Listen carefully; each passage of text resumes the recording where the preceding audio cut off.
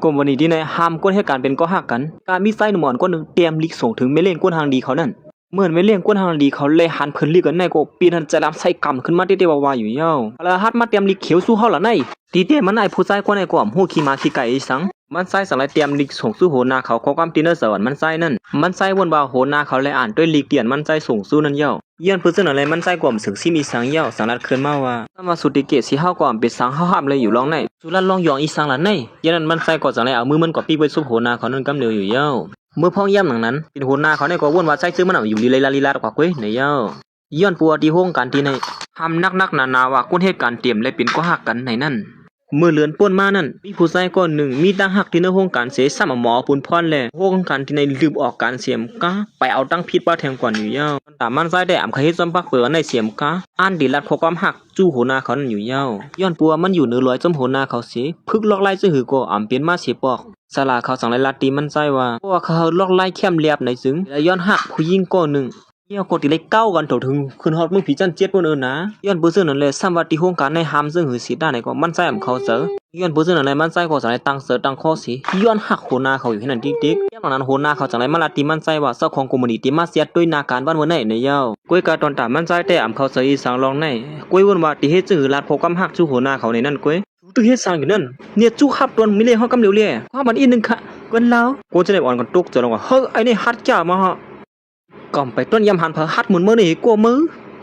เขายุกยองนำเสือฮัดหันมือไว้ไอ้ปื้ยันมันไปหนังเก่าไม่เลี้ยงก้นทางดีเขาก็สั่งไรลุงกาลงมากำเหลียวอยู่ยาวค้างเอาลงมาตั้งให้เล่านิ้วเด้งก็เหมือนไม่เลี้ยงก้นทางดีเขาฮอดมาถึงที่ในยาวก็ขึ้นปังคุมเสกูก็เตรียมลิกมาตั้งหันถึงร้อนไล่มาเหตุการณ์ที่ในหน้าการเป็นชื่อพองในนั่นไม่เลี้ยงเขาได้ไปพุทธกรรมสะดามันดีย้อนปัวผู้ใส่ก็ในป้วนตอนตัดที่หาลอกไล่ไหลมาตั้งกัดแขนนั่นก็นี่แหละอะไรเตรียมลิกลองตั้งหักลุงกว่าที่หนึ่งมังสีนั่นอยู่เย้าก็ว่นลงกว่ากะว่ากะเป็นว่าโหนาเขานั้นเขาเจอที่หนึ่งมันใจเตี้ยๆว่าหลอมหักมันใจเหมือนกันในเย้าในเด็กก็เดินตั้งว่นของมันใจนั่นก็หนังเก่าสีนั่นนำก้าถงลิกนั่นมันใจไปเสิร์ฟป้าถงสีของป้าเทียงกวนซื้อเสยเขาก็ไม่ได้กว่าส่งสู้โหนากำเหลียวกว่าหลังนั้นมันใจก็สั่งไรเขามาหาโหนาเขานั่นอยู่เย้าอย่างนั้นมันใจก็ตั้งฮัดเสียมฮัดสีเข้ามาสั่งหลายมีลองตั้งอีสั่งหลายเขาเลยหันลองเฮ็ดสั่งมันใจเอาก็สั่งว่าเฮ็ดสั่งไปมาตื่นเตียนบ่เป็นตนแน่มีปันตั้งหันถึงหวังค่าได้นึงก้อยอ๋อได้ค่ะสิมันใจก็เด็ดเลี้ยนออกค่ะขึ้นกำเหลียวอยู่เย้าย่ำหลังนั้นโหนาเขาเต้วุ่นว่ามันใจลีกอันไม่ลิงลงเขาสั่งมานั่นก้อยในเย้าเขายองกว่าย่อหันในลีกจึงไหนก็เสริมมาถุงสีของลงซึ่งนั้นก้อยกะโหนาเขากล่อมเขาเจอลองไหนจังแล้วเอาถุงลีกมันใจนั้นวางลงกว่าดีในอยู่เย้าเมื่อย่ำหลังนั้นคนเหตุการณ์จึงไหนก็เตรียมลีกข้อความเนื้อเสริมมาเหมือนกันหนังเก่าอ่อนกันมาวางไว้อยู่ภายหน้าโหนาเขานั่นเพื่อก็เลยก็เปิ้นนำเสาถุงลีกเหมือนมันใจสิก็มันใจก็เหลียวก็เย้าถุงลีกอันเปียกเปื้อนไว้อยู่นั่นย่ำหลังนั้นพูดเตรียมไม้ไม่เลี้ยงลงเขาก็สั่งให้มาตีในเสได้ค่ะคนเหตุการณ์เตรียมลีกมาปัน50ก็มีตีในค่ะเขาก็เตรียมบันเย้าตูลิงงามเย้าตั้งสีตั้งมวดนั่นสัวกว่าปันไม่เลี้ยงเขาอ่านด้วยเขาเลยวันเนื้อกังเสือเขาเปลี่ยนชื่อหือพองนี่นะเพราะฉะนั้นก็เฮาติกว่าปันไม่เลี้ยงเย้านอปานไหนก็ป้อนเป็นหัวหน้าเขาสั่งว่าน้ำบ่เปลี่ยนตอนไหนเฮาติซวยไม่เลี้ยงอ่านอยู่เมื่อย่ำหลังนั้นผู้เตรียมไม้ในก็สั่งว่าอ่านเป็นสังเหรอในเป็นลองตั้งเฮ็ดสังไม่เลี้ยงเฮาเก้เฮาติอ่านก็เร็วก็ไล่อยู่ในวันนั้นถามว่าเด้นั่นก็เฮาเตียวเลี้ยงให้กว่าปันไม่เลี้ยงเฮาเนาะย้อนกว่าก่อนค่ะนั่นสิสั่งได้ตัดมาตีมันซ้ายแต่เสือตื่นเตียนว่าอยู่ยาวพองย่ำหลังนั้นแต่ส่งเขาที่อ่านด้วยลีเฮาหันในมาด้วยยังฮืออันที่เฮาส่งปันเขานั่นไปก็บ่นอยู่ซึ่งนั้นหังก็เหลียวมันแจ้มหัวลีกันในโหน้าเขาส่งกับปันไม่เลี้ยงเขาอ่านก้อยอย่างนั้นโหน้าเขาก็จังได๋ห้องมันซ้ายถามว่าโหน้าเขาอ่านลีเกี่ยวเลยห้องมันซ้ายเนี่ยเยาฮะโหลเรียกด้วยหางด้วยพายกว่าเราก็ไม่ได้สว่างแค่มาเสียมันซ้ายก็จังได๋ยิบหมอกันในสิเขาก็หาโหน้าเขานั่นอยู่เยาเสือมันใจแต่วนว่าโหน้าเขาที่ฮับฮู้ข้อความที่เสือมันใจเยาในอยู่ย่ำนั้นโหน้าเขาจังถามมันใจว่าเฮ็ดสังสุดด้วยเฮาจึงได้ล่ะอ่านลีก็เฮ็ดเกียหามหุยสังเฮมันใจวนว่าโหนาเขาเลยอ่านลีเขียวมันเยอะนี่แหละดังนั้นในผังหางรองตั้งหักมันขึ้นมาเฮาว่าแต่สุยบยาวสลีมันอยู่เยอะละติ่มสังมันเฮาได้ตั้งสูกว่ากัน5ปีก้อยรู้ย่ำนั้นโหนาเขาเตะอ่ำบ่องเซยข้อความเตียนมันใจลาดอยู่นั่นย้อนปวมและอ่านลีเขียวมันใจตอนตาเฮาก็ไล่เซยกวนอายุเยอะสิเฮาจังไหนตั้งหักปีกนผ่านยืนปันน้องกวนเล่าสุดละลองตั้งอีสังในห้องป่องเสือก้วยไปก็ต้องจอกลองเข้ามาหาคนหน้าเขานั่นว่าแต่ไม่ให้แก้มหูมหันสิคาลาเขาหูอยู่นะแต่มันสู่กูเป็นหูจ่องเสือย้อนปัวสู่เป็นก้นยิบปักเปิงอันในไว้ลองว่าก้นเหตุการณ์ห้ามเป็นก็หักกันในนั่นผู้ซึ่งนั้นแหละสู่ให้เกียงรัดจังในก้วยจ่องเสือเหมือนคนหน้าเขาเตื้ออังติรัดในลองตั้งที่มันใจอยู่นั่นก้วยหนังเก่ามันใจก็สั่งในมาปีกซัวไปเห็นไหนเขาย่านถึงที่มาโหเสือคนหน้าเขาก็ซับปอตีนตอดลงขึ้นมากำเหลียวอยู่เย้าเขาว่าแต่ลุ่มไม้สู่ขึ้นเฮียงแหลมอยู่ลีอยู่ไหนกว่าหาโมยาเสียวละล้วนเฮาสู่เตรียมลีกนั่น เขาเตียวลีกสูนั่นกว่าส่งปันไม่เลี้ยงอย่าเขาอ่านด้วยซ้ำตึกวนอีสังอยู่ล่ะแค่นั้นไม่เลี้ยงลงเขาก็สังไรกีด้วยลีกเขียวอันมันไส้นั่นแค่มือเหลือได้ไม่เลี้ยงเขาเล็บตีกีด้วยว่าลีกเขียวสูนั่นน่ะใครหูลองตามมันก็เอาก็ผีกว่าปันเขาเสียกอกนั่นเลยถามลองตามมันด้วยแย่เหมือนมันไส้ไรหู้เจ้านั้นยก็ปีนันตุกเสือลงกว่าคำเหลียวอยู่เย้าว่าคือข้ากลัวสูซ้ำเตรียมลีกอีสังมากแค่ละป้อนั้นกวยขี้ลิงไอ้ฮาตายบิดตายคิดกวนตายม่วนเสือใส่ก็สั่งไรม่วนเมื่อพ่อนลิกมันมาส่งบันโหนาเขานะเขาก็สั่งไรม่วนป่องขึ้นมามันปั่นเขียวซะไหนฮะนั่นมาถึงลิงแห้งปั่นเหมือนเปิ้นนี่เนาะไอ้นั่นนี่ก็นอนลีเก้าแกมันใจก็มือเลยหู้ลองตามมันอยู่กงหินอันเหนียวเขาก็สั่งไรอีกหลานมันใจซัมเปิ้มเขาจังรัดความอีหยังอีดอกนั้นแม่นก็จังคนเน็ตกี้ผมบอกมันเฉยแกงน้ำห่มหันเฉยมีลองสั่งมันเก่าค่ะมีลองสั่งก็เน็ตออกกว่าย่ำเดียวได้แหละอ๋อค่ะได้กว่าย่ำเดียวเนี่ยค่ะกวยขี้ลิงอยู่หือละก็ได้หิวในกำเนิดนาไว้เลยนั่นย่ำนั้นพูดแต่ไม้ไม่เล่นเขาก็สั่งไรมาถามซึ่งตีในหาก้นๆเต็มลิกเสือทงสีของนั่นนี่อยู่ตีแล้วไหนเย้ากวยขี้ลิงหันตึกแล้วก็มาถือเขาเลยมาไว้ให้ลิกสังเกตอย่าลงมาก็เธอก้นนั่นกว่าหาไม่เล่นเขากำเหลียวย้อนบัวมือพ่อไม่เล่นเขาอ่านด้วยลิกก้นเหตุการณ์เตรียมต่างถึงมานั่นห้องย่ำนั่นจังไรหันมังซีมันใจเหมือนเปิ้นแลนาลีเข้าเสือไว้ในสีจังไรอ่านด้วยเพิ่นดิมันใจอ่อนตั้งเพิ่นอยู่เย้าเว้ยกาเหมือนกี่ออกมาเย้าก็ดินนั่นที่ก็เป็นลิกเขียวลองตั้งหักอ่อนเสดินลีเขียวนั่นได้ก็ข้าวบ่หมออ่านซ้ำถ้าว่าได้ล้อมหักสูมาเข้าตั้งหึงเยาหันสูจิหมอนตั้งสุดก็ใครเกี่ยวก็เน่ก็อยู่ทางแตะข้าก็บ่หมออ่านก็ย่ำหลังนั้นไม่เรียกเขาก็สั่งไรบ้วนถึงมือพ่อนมันนั่งลงกามาแหละต้นมาประหับตอนมันนั่งตั้งหนำตั้งหลายนั่นผมประดังใส่เซิงมันนั่นนั่งก็สั่งวนว่ากวนๆเตรียมลิงนั่นก็ตั้งเสือเตรียมยืนถึงมันนั่งกุ้ยเดี๋ยวดินเนื้อผืนลิกนั่นก็ลาดลงกว่าว่าเหมือนเฮาเลยหันสูนั่นมโหสาวสัมปอตีนตอดลงขึ้นมาเนื้ออกเนื้อเสือเฮาในกัวไปตีนไปเมื่อในสัมปอกัดสั่นลงกว่าเสียงกำเหลียวเมื่อย่ำหลังนั้นเต้สั่งเป็นไรได้ใครกินข้าวห่มหมูใครอยู่เฮือนห่มห้องใครกลางซองห่มหลวงอันว่างเนี่ยข้าวยาวนั้นมีเลี้ยงเขาก็เป็นอันจะล้ำใส่กำลงขึ้นมาเต้ๆวาอยู่ย่องลิเขียวนั่นก็ลาดป้าว่าเฮาหูอยู่นะก้นตั้งนำเขาเต้หันมาสูในเป็นก้นจั่นสูงเลยเข้าหาหยาบเขาก็เตรียมฮัดเก้าสูก้วยกาตอนตาเฮาเต้อ่ำเขาเสือลองในเฮาหลอมหักสูในมีเสื่องหลังในตัวห้าเป่าลองตั้งห้าเข้าในเหี่ยวละกวนทางดีเขาในวันนั้นเล่งเขาก็เมื่อเลยอ่านเพิ่นลีกันได้เสียลุ่มตุยตู้สัมปอเขาคืนเปลี่ยนจะลำเต้ๆว่าอยู่ยาวไอ้ข้องเสียนลงขึ้นมากำเหลียวเฮ็ดสังขารไม่เล่งมีลองตั้งอีสังขารในพลังเป็นก้นเตรียมลีกันในมาละในมันนั่งติมังงอกด้วยนั่นด้วยนั่งเก่าไม่เล่งเขาจังไรห้ามไว้อย่าไปด้วยละเตรียมไม่อีสังลุงลังขนาดในคือให้แห้งนะคะไม่เล่งเขาว่าไม่เล่งเขาก็จังไรป้องอยู่ว่าโหนาสุนในเฮ็ดจื้อหือแล้วในด้วยถึงก้นเป็นสังไรปานก้นเฮ็ดกันมาเตรียมลีกต่างถึงซึ่งไหนล่ะนี่ตาพูดเตรียมหมายไม่เล่เหยอะเขาได้ก่อนไปหู้ลองตามมันแหละเขาหู้ลองตามมันอยู่แค่ตัวลันในปันอีกหนึ่งคารู้เขาเตรียมไม่อีสังละลายขล่ะไม่เล่งเขาก็ตีลาซ้ำหลีอายไว้ก้วยคาซ้ำหลีเซอล้ำเหมือนผู้เกียมตัวมันอันตีอ่านมันนั่งสม่ำปันอ่านละสังไม่เลี้ยงเขาในซ้ำปนาเลี้ยงนงกว่าเสียงน่ะนี่เขาเป็นสังนั่นก็เขาสามารถหมดนั่งเลี้ยนฮะโตหมดนั่งเลี้ยนควบเขาว่าสิเขาเลยอ่านเพิ่นลีกันในยาวเหมือนทางเพคุมซิลิตลอดไว้นั่นมาการนั้นก็วนลงกว่ากระป๋องกาเปลี่ยนให้นั่นทางมันไม่เลี้ยงเขาด้วยสิเฮ็ดนาเฮ็ดตาจึงไหนมันนั่งนึงเขียนซ้ำไข่หันก้วยกันไม่เลี้ยงเขาซ้ำปันตุ้ยอ่านลงในก็ให้คำเซอร์ไว้เต้นนั่นก็มีลองสั่งก็ลัดเนค่าเลยย้อนปัวใส่เสื้อมันเตรียมลีเขียวส่งสู้ไม่เลี้ยงเขาแลไม่เลี้ยงเขาก็เปลี่ยนลีอายไว้อยู่โปรแกรมตัวมันนั่งสั่งถามมาไม่เลี้ยงเขาเปลี่ยนสังขารในเป็นจื้อหือก็ลัดคามาสิคะแลโปรแกรมหมายมันนั่งถามจื้อหือก็มันนั่งลัดเนก้วยลัดว่าสัวกว่ากวนเสียเลยกำเนิดห้องก้อยวางกันเสียผู้ยิ่งโปรแกรมหมายในก็สั่งไรไปออกกว่าส้มเลยลองตั้งคำเสือไว้อยู่เย้าแต่ไม่เลี้ยงก้นทางดีเขาก็สังวนอยู่ว่าลองในที่เขาเป็นห่วมไรละเขาเป็นไม่เลี้ยงก้อนหนึ่งอ่านมีชื่อเสียงแหละเขาก็กูเขากวยกากวนเหตุการณ์สั้นเตรียมก้นหนึ่งเตรียมลีเขียวสู้เขาเลยเขากวนเหตุการณ์ตั้งนำเขาหู้นั่นได้ลีอายเบื่อหนักก็ลองได้พวกเปิ้นหู้นั่นได้หู้ถึงละอายถึงนั่นนั่นแน่มันนางก็สังลัดอยู่ห้างก็เหลียวมันเขาอยากมาคันได้หนึ่งอ่านต้นมีพยายามเตรียมลีเขียวปันเขาเสียปอกมันนางก็อ่านด้วยลีเขียวในเสียตุ่มขุนเนื้อสัมปะเคยอยู่ขึ้นมาเป็นกำอยู่เย้าลีเขียวเป็นปอนตั้งสุดก็สัมปะเคยย่องเข้ามาเต้ลงในนางว่นถึงข้อความลาตีเนอร์ลีเขียวนั่นสิถึงดีเฮ็ดให้มันนั่งเป็นจึงไหนกว่าอยู่เย้าลองในตีเนอร์อกมโหสารหักสุดเตนะอย่าไปลัดในเปิ้นเลยนะมันนั่งต่อไรเรียนเขาไปลองตั้งสังขารไม่เล่งแต่มีสังลงกว่าละนี่ถึงที่ไม่เลี้ยงเขาปล่อยเปลี่ยนจึงไหนลงกว่านี่คือฮู้เต้เนื้อมังซีนั่นมันนั่งอันเดียวยิบต้นก็อย่างก็สั่งให้ห้ำนั่งไว้แทงกำนึงอยู่เย้าแล้วก็สั่งให้ถามหาก้นกวนซื้ออ่านเป็นใจเสื้อมันนั่นน่ะว่าจื้อหยังได้หัวว่าห้องเขามาหาเฮาย่าพ่อมือเหลียวได้เสียผู้เตรียมหมายไม่เลี้ยงเขาก็สั่งให้ห้องมันใจมาหากำเหลียวอยู่เย้ามือเหลียวนี่เขาเฮ็ดไม่เลี้ยงเขาเลยเสียล้ำห้องเขากว่าเย้าก็ยอบตัวไว้ดีๆเลยนะอย่าไปบันเขาลวดกว่ากำเหลียวอย่างนั้นก็ให้การซื้อได้ก็สั่งว่าไอ้ในเมื่อฮัดแก่ถึงที่เฮ็ดไม่เลี้ยงเขาเลยเสียล้ำซะแน่เปลี่ยนหือเปลี่ยนกว่าก้นใจหลวงอ่ะเขามาตั้งนานก็ไม่เลี้ยงเขาก็สมบูรณ์หลับเลี้ยวเปิดทางอยู่เย้าเฮ้ยไม่เลี้ยงเขาตีสั่งแล้วน่ะออกกว่าเลยมือหาเต็มปะฮะ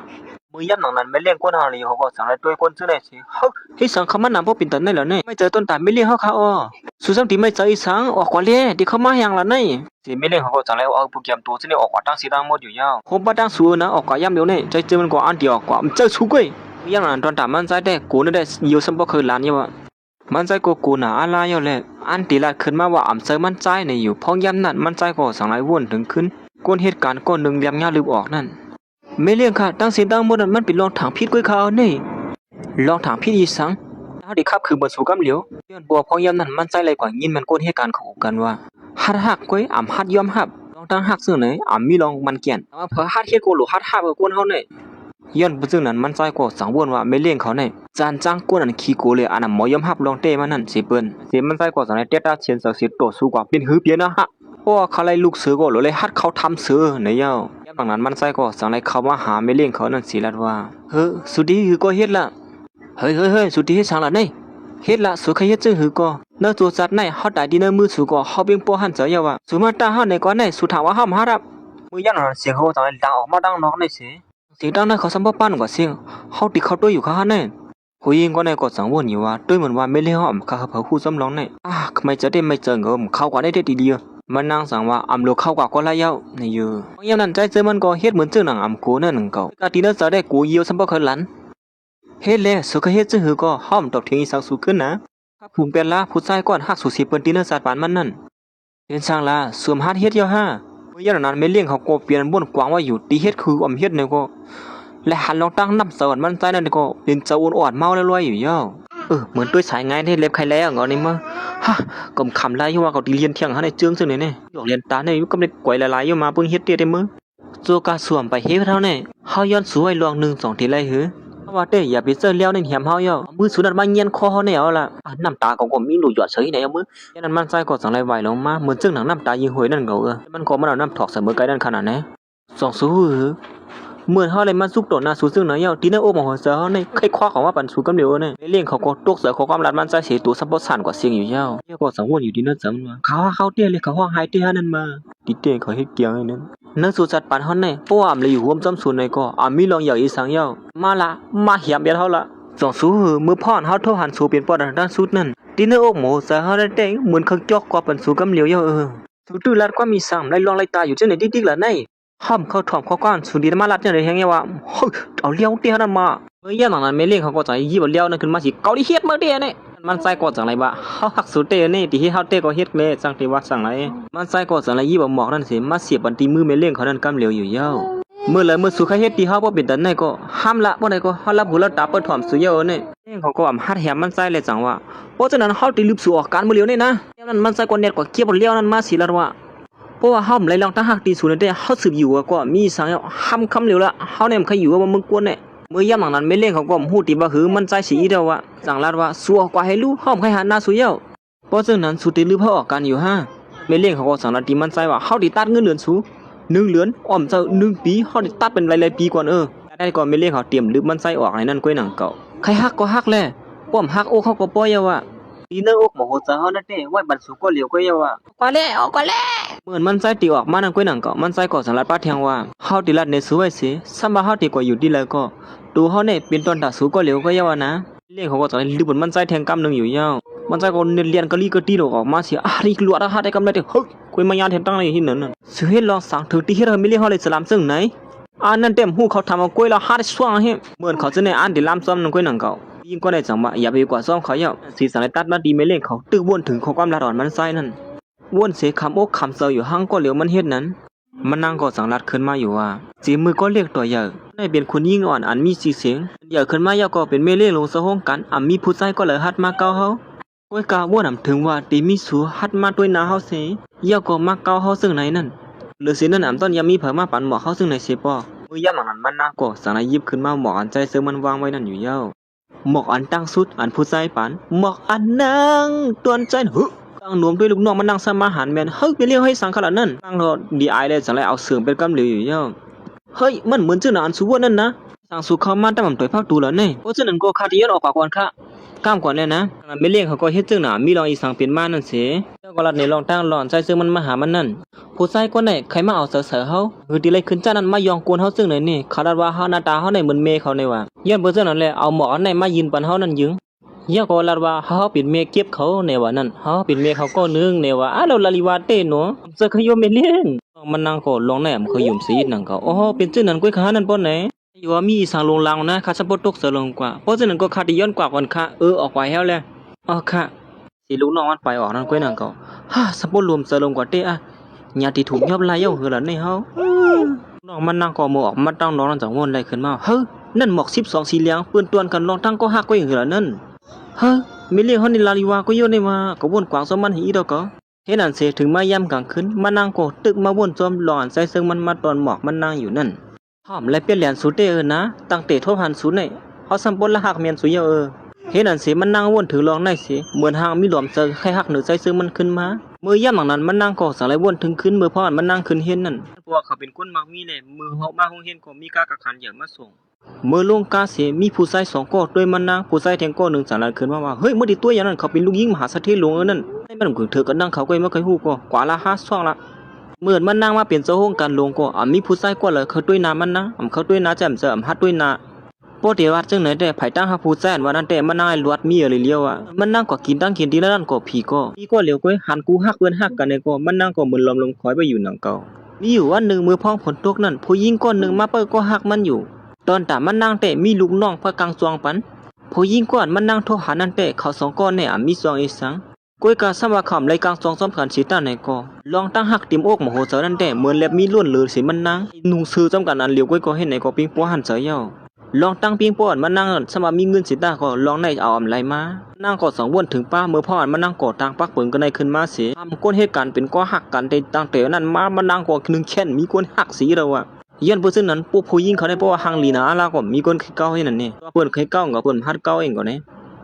เมเลี้ยงก้นหังลีก่อนตั้งปักเปิงกลมนี้มาว่าก้นเหตุการณ์เตรียมเลยเป็นก็หักกันในนั้นไว้เสียเลยฮู้ว่าใส่ซื้อมันมาย้อนหักมันนั่งอยู่ในนั้นเพราะยันนั้นมันนั่งกอดสลายมาเตรียมด้วยดินอินเทอร์เน็ตเสียลองตั้งหักลงในมันเป็นหือก็ไว้ใครฮู้ตัวมากำปอปักเปิงในก็ได้คือลือไปดีคือเนาะในวันนั้นเฮ็ดนั้นเสียสังไรตัดมาดีใส่ซึ่งมันไว้เสียมันใจมาย้อนหักดีเมเลี้ยงเขาเย้าเหมือนทางลองตั้งหักสลากเขาตั้งวางไว้ประมาณใจนั่นก็เหมือนเรียบตีเขาเข้มเรียบย่อเลยพ้องย่ำสลากเขาสอนจะมาเขาผ่านมันลองตั้งหักมันนั่นก็เปลี่ยนนั้นว่าคือเข้มลีเหินในตะเปเก่าอำเสอเขาโยสลาข้ากว่าย้อนหักในตั้มเข้มเรียบเขานั่นสลาเขาสั่งว่าเมื่อย้อนหักนั่นเข้มเรียบเยอะเต้อยู่ค่ะแก่นั่นบ่ไหนนั่นมันใจก็สังละดิสลาเขาว่าก้วยกาสละลีเขียวอันคายืนปานนั่นก่อนเป็นเมเล่หลวงก้นหางลีเฮานั่นมือเลยหานั่นเอาเหงาเลี้ยวพันมันคาตีจื้อเข้มเล็บขลานั่นฉลาลาลิวาก้วยขยูย้อนผัวพองยามนั่นเมเลี้ยงเขาก็เหงาเลี้ยวพันคอมันใจเตี้ยวน่ะไหนลองซึ่งไหนขอมย้ำหาตั้งหักขยูเขาว่ายันเขาห้ามมันคาได้ซั่นปุ่มหรือว่าเฮ้ยอีดเขานั่นเขาเอาตัวรอดมาซึ่งนั้นก็กำลีนะยะว่ายันสลาเขาก็สั่งว่าสมัติเขาเฮ็ดซึ่งนั้นสิตาในก็แต่เขานั้นมีรองอ่อนๆมาแลจับซับซวยมือสูมานั่นมื้อเดียวในเขาตึกว่นถึงศูนย์นอนซั่นปุ่มลาบ่ในตะเปเก่าก็เอาสลัดด้วยกำสลัดสูดแดงๆพวกเตยเลยอยู่ซ่อมกันมาห้างเอาอ๋อเป็นเจ้านั้นค่าสลัดเฮาเพราะฉะนั้นก็ปักเปินเขาตั้งไว้ปันเมื่อนั้นก็เมื่อคำป่นกว่าเยาอันนึงลองตั้งก็เขียนเมื่อก็เตมีมาเยอะในมือเดียวในมือซ้ำด้วยล่ะกำไรเตี้ยปันเมื่อในเฮ็ดนั่นสิมันใส่ก็สังได้เพียดตื่นขึ้นมาเฮ้ยสลัดเฮามาวัดเตี้ยให้มาเอาเลยคำป่นขอทัดสั่งสลัดเฮาข้อที่1อยู่ในหั่นนี่นั้นมันใส่ก็สังได้มาซ้ำตัวว่าสมมันเจอเต้ในนั้นเหมือนมันมาซ้ำตัวเฮ้ยเคยเจอไว้เต้ลงนี่เฮ็ดนั่นเสถึงกลางเมืองเลี้ยงมามันใจกอดสังไรมาซ้ำด้วยรองทั้งกัดเขียนนั่นสลาเขาคำปันมันใจนั่นมันใจกอดสังวนถึงมือพ่อสลาเขาสอนมันกระถานั่นมาลองกองแกงฉลาลองกองแกงจุ้งเนี่ยนะเฮ้กระถาในคาต้องถิ่มต้องดีในฉลาว่ะไอ้จำด้วยว่าเจิงห้ามด้วยว่ามาลองกองแกงฉลาน้องกองแกงมานองมาแนงมอบเหมือนมันใจปากของเจ้านี่ขึ้นมากำเหลียวนะเขาย้ำตรงนั้นถึงที่มันใจสัมปตุกเสือลงกว่ากำเหลียวเฮ้เขาไรมาเตยลงได้นอนสลาเฮาลัดนั่นน่ะพี่สีหลวงมันใจก็เป็นอันจุ่มๆซื่อๆอยู่เยอะเหมือนคำพ่นคอรัดสังสลาเขาเลยดังรถขัดแขนมันมานั่นเขาย่ำนั่นมันก็สังไรปืดปั๊บเตรียมหมายไว้ล็อกไล่ตอนดาบตีพึกกว่าดังนาแถวนั้นกำในได้ซ้ำด้วยกว่าลองตั้งกัดแขนไม้ไหนได้ก็ห้ามได้ดีๆงามกว่ามันก็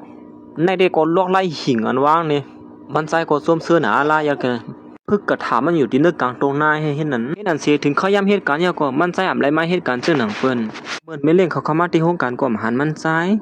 มาสุนค่าไม่เลี้ยงก้นหางลีเฮ้ยก้นเป็นคนหน้าเขาในกดซ้ำใครหางลีไว้ก้นหนึ่งเก่าเฮมันใจอันที่มาย้อนหักมือเตี๋ยจ้านั่นก็ยังเก่าไม่เลี้ยงเขาเข้ามาที่เนื้อข้องสีมันนางสีวนถือรองมันใจอยู่เฮ็ดนั้นเหตุการณ์เฮ็ดงานก่อมใครเปลี่ยนเอาเมื่อย่ามหลังนั้นสั่งไรมีก้นกับสืบเขามาหามันนางนั่นเด็กก็มีก้นกับสืบมาหามันนางไอ้ผู้ใจก่อนไล่เสือมันนางนั่นบอกมาที่เนื้อเวียงเขาเย่าเนี่ยอยู่เฮ้ยเฮ็ดสั่งสุดตึ้งมาหาลาเท่ามือเหลียวในเกี่ยแหละนี่ข้าก็ตื้อหู้อีข้าแหละบ่ข้าฮู้ก็ข้าละจิมือแล้วบินางห้องก็ลาลิวานะ ก็อยู่ตั้งนอกให้ไหนเจมันพวกคันรถพี่สิก็คือคณะไอ้ผู้ชายก็นั่นตีกว่าหาสู่เขานั่นผู้ชายก็นั่นอยู่จ้างหาสู่ก็เป็นไรนั่นเมื่อย่ามหลังนั้นมันนั่งก่อนเดินข้อหาลูกน้องผู้เกี่ยมโตมันนั่นกำเหลียวลูกน้องก็มากำเหลียวลูกนี่ต้องสังคารไม่เล่นก็ทางเลี้ยวค่ะทางเฮนการมาปั่นเฮามือเดียวเนี่ยเฮาเด็ดช่องไว้นั่นแล้วอยู่เนี่ยจังไรหานแมนลิเขียวใจเสื้อมันอันตามใบนั่นเสียวนถึงมือพ่อนใจเสื้อมันเข้ามาแล้วเขาก็หักตีมันนั่งนั่นย่าก็เอามืออยู่กำหนึ่งลูกน้องมันสั่งถามมาปีลองตั้งอีสังขลาไม่เลี้ยงเฮาลัดมาคาลูมือเหลียวได้หางเฮนก้าวไว้ก่อนกำหนึ่งเฮาติดสั่งแทนกำหนึ่งเว้ยอ๋อกำก่อนลูกเพราะว่าเขามาเหตุการณ์เนี่ยในกอห้องเขามาหาเฮาอีกนึงลูกเขาว่าใจซื้อมันพอมาเหตุการณ์ยี่ห้องเขามาหาไม่เลี้ยงเขาในวันนั้นไม่เลี้ยงเขาก็คือจับเจอเขาความลาตีหรือใจซื้อมันยาวขนาดไหนคือก็เขามาแล้วเขาก็หักตีเฮาซึ่งไหนเหมือนตีผัดยันออกกว่าในฮีคนรัดเนี่ยเขาอีกถึงกว่าว่าหนำถึงว่าลองตาหักเขามีตัวเฮานั่นตึกเตียจ้าก้อยก็ซัมปติสุดเชียงยอดในเคยสุดเชียงสีเท่าซึ่งไหนในเห็นอันสีสันในตัดมาตีไอผู้ชายก่อนหลอมหักมันนางมาตัดสีนั่นเมื่อเลี้ยวเขาสามถึงเตียนเขาอยู่ไว้ยาวค่ะพอเลี้ยวเขาเลี้ยงฮอกล้าก็ไว้เลยนะเมื่อเลี้ยวเขาอยู่นอกเมืองเสียปอกมาเยอะไอ้คนใส่คนไหนก็พูดอยู่ว่าพ่อฮอดถือเตียนไม่เล่นกวนทางลีเขาอยู่นั่นแต่ตีอันจอกขี่บันมันนั่งซึ่งไหนกำเหลียวไหนเยาในเด็กก็เป็นตั้งวนมันใจกว่าหนึ่งเก่าเขาตื่นเอาเขามาเฮ็ดมีเฮาไรนั่นมันก็ห่างแฮนลูกน้องมันสะปมาเต็มกว่าเสียงบอกในเด็กแคมเตียม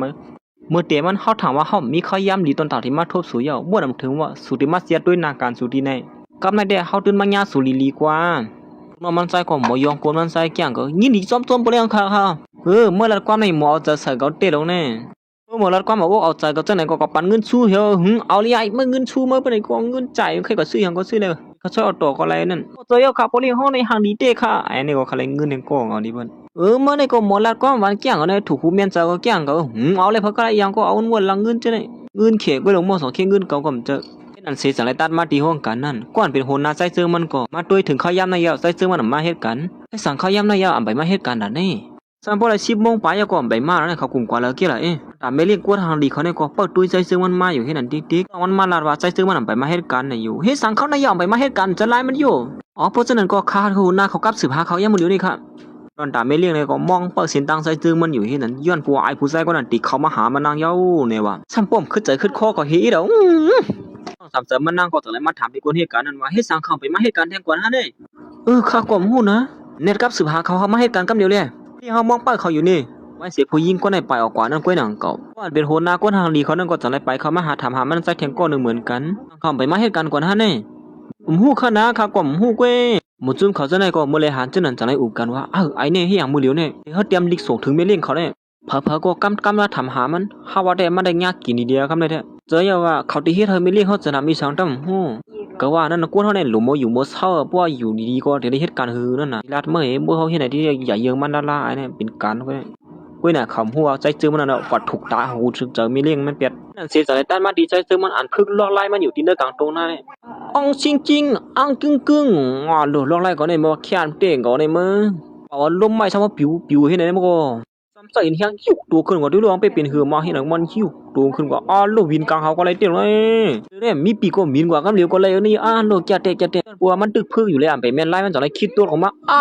เขียนก็คัดบ่ดอกกี้ก็ทางเตะล่ะก็ยอดไล่มาขนาดก็จ้ากว่าเถียงอี152ก็บินขึ้นกว่ากลางเฮามันกว่าเมื่อพอมันใจตึกสวมเสื้อดำรองตั้งกัดแขนมันก้อยหนังเก่าเสียงพงมันใจก็ทางในลังขึ้นมาฮัลโหลค่ะมีลองตั้งอีเซนครบซื้อมาหาค่ะไหนไอ้ทางสุ่มมาเหตุการณ์ทางเมื่อไหร่อย่างเขาไหนไปมาเหตุการณ์ตีนี่หนูขาลืมเบียดนี่ปีนเปลี่ยนหักว่าเจอลอกไล่ตัวเขาเบียนเมื่อกว่าข้างในหนึ่งก้อยเนี่ยมันก็จะได้เจอลอกไล่ตัวมันเสียยกปุ๊กของเมื่อกว่าเห็นไหนเฮียมือปิวไหวจังเห็นอันเสียเก็บกับมันก้อยมันใส่ก็จะได้ฮอดมาถึงที่ห้องการนั่นย่ามันคนดีเหตุการณ์ให้ก็อ่อนกันมุงด้วยน้ำมันใส่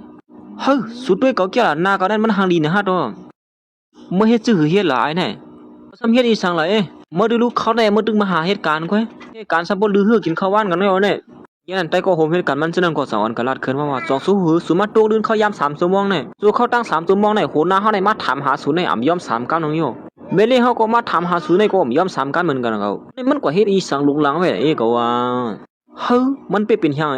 งแต่อย่าว่าไอ้นั่นได้เฮ็ดให้โหหน้าเลยเมลี่เฮาปิงโปเซอร์ซั่นได้ญาหรือบอกกันมาห้างว่าบ่ตุ้ยลำยิ้มก็สู้อย่าไปไม่เซอร์ดอนตาเขาสู้บ่ตุ้ยน่ะเขาได้เฮ็ดเนี่ยสู้เขาแค่หานะเขาเมื่อถึงยันหรือบอกการเพราะด้วยนี้แต่มันใจได้ยุ่มยามนะยาวะไม่เลี้ยงเขาตีหักมันใจนะยาวในนั้นเฮ็ดทางเฮ็ดผามันสิอันเด็กเขาก็หาไม่เลี้ยงเขานั้นกำเหลืออยู่นังเก่าเมื่อยามหลังนั้นไม่เลี้ยงเขาก็เปิดทางมันใจอยู่ที่นั้นไม่เลี้ยงค่ะเมื่อเหลือในห้างเฮ็ดรถพร้อมเดียวค่ะเขาตีออกกว่ายามมือเหลียวนี่ค่ะไม่เลี้ยงเขาก็อ่ำจังเฮ็ดจึงหือซ้ำโดนเน็ตกว่านะยาวเลยเว้ยก็ซ้ำมองไปมันใจอยู่ที่นั้น มันนางก็เหมือนติผัดออกกว่านั้นสาลายบ่นถึงขึ้นเมื่อพรใจเจิมมาย้อนหักมันนางนั่นตีนเฮองนั้นสะเฮาในเปลี่ยนซึ่งหือกว่าเสียงยากว่าหู้ห้อมต้นยามเปลี่ยนซึ่งไหนมาสิปอด้วยการซึ่งหือก็ยาวว่าเหมือนในเฮาได้ผัดออกกว่าเยาเฮาเปิดสูมาตั้งปอดตัวอันอย่าไม้ปอปอก็เห็นอันเสหมูซุ่มไอเขาเสื้อในก็จังไรฮอดมาถึงดีห้องการนั่นไอ้ก็จังไรสั่งลูกน้องมันว่ากว่าเงาผู้ยิงก็นั่นมาปันเฮากำเหลียวเข้ากว่ากำเหลียวเลยไอเขาเปิดเทยซาเข้าเฮาบ่ได้ก็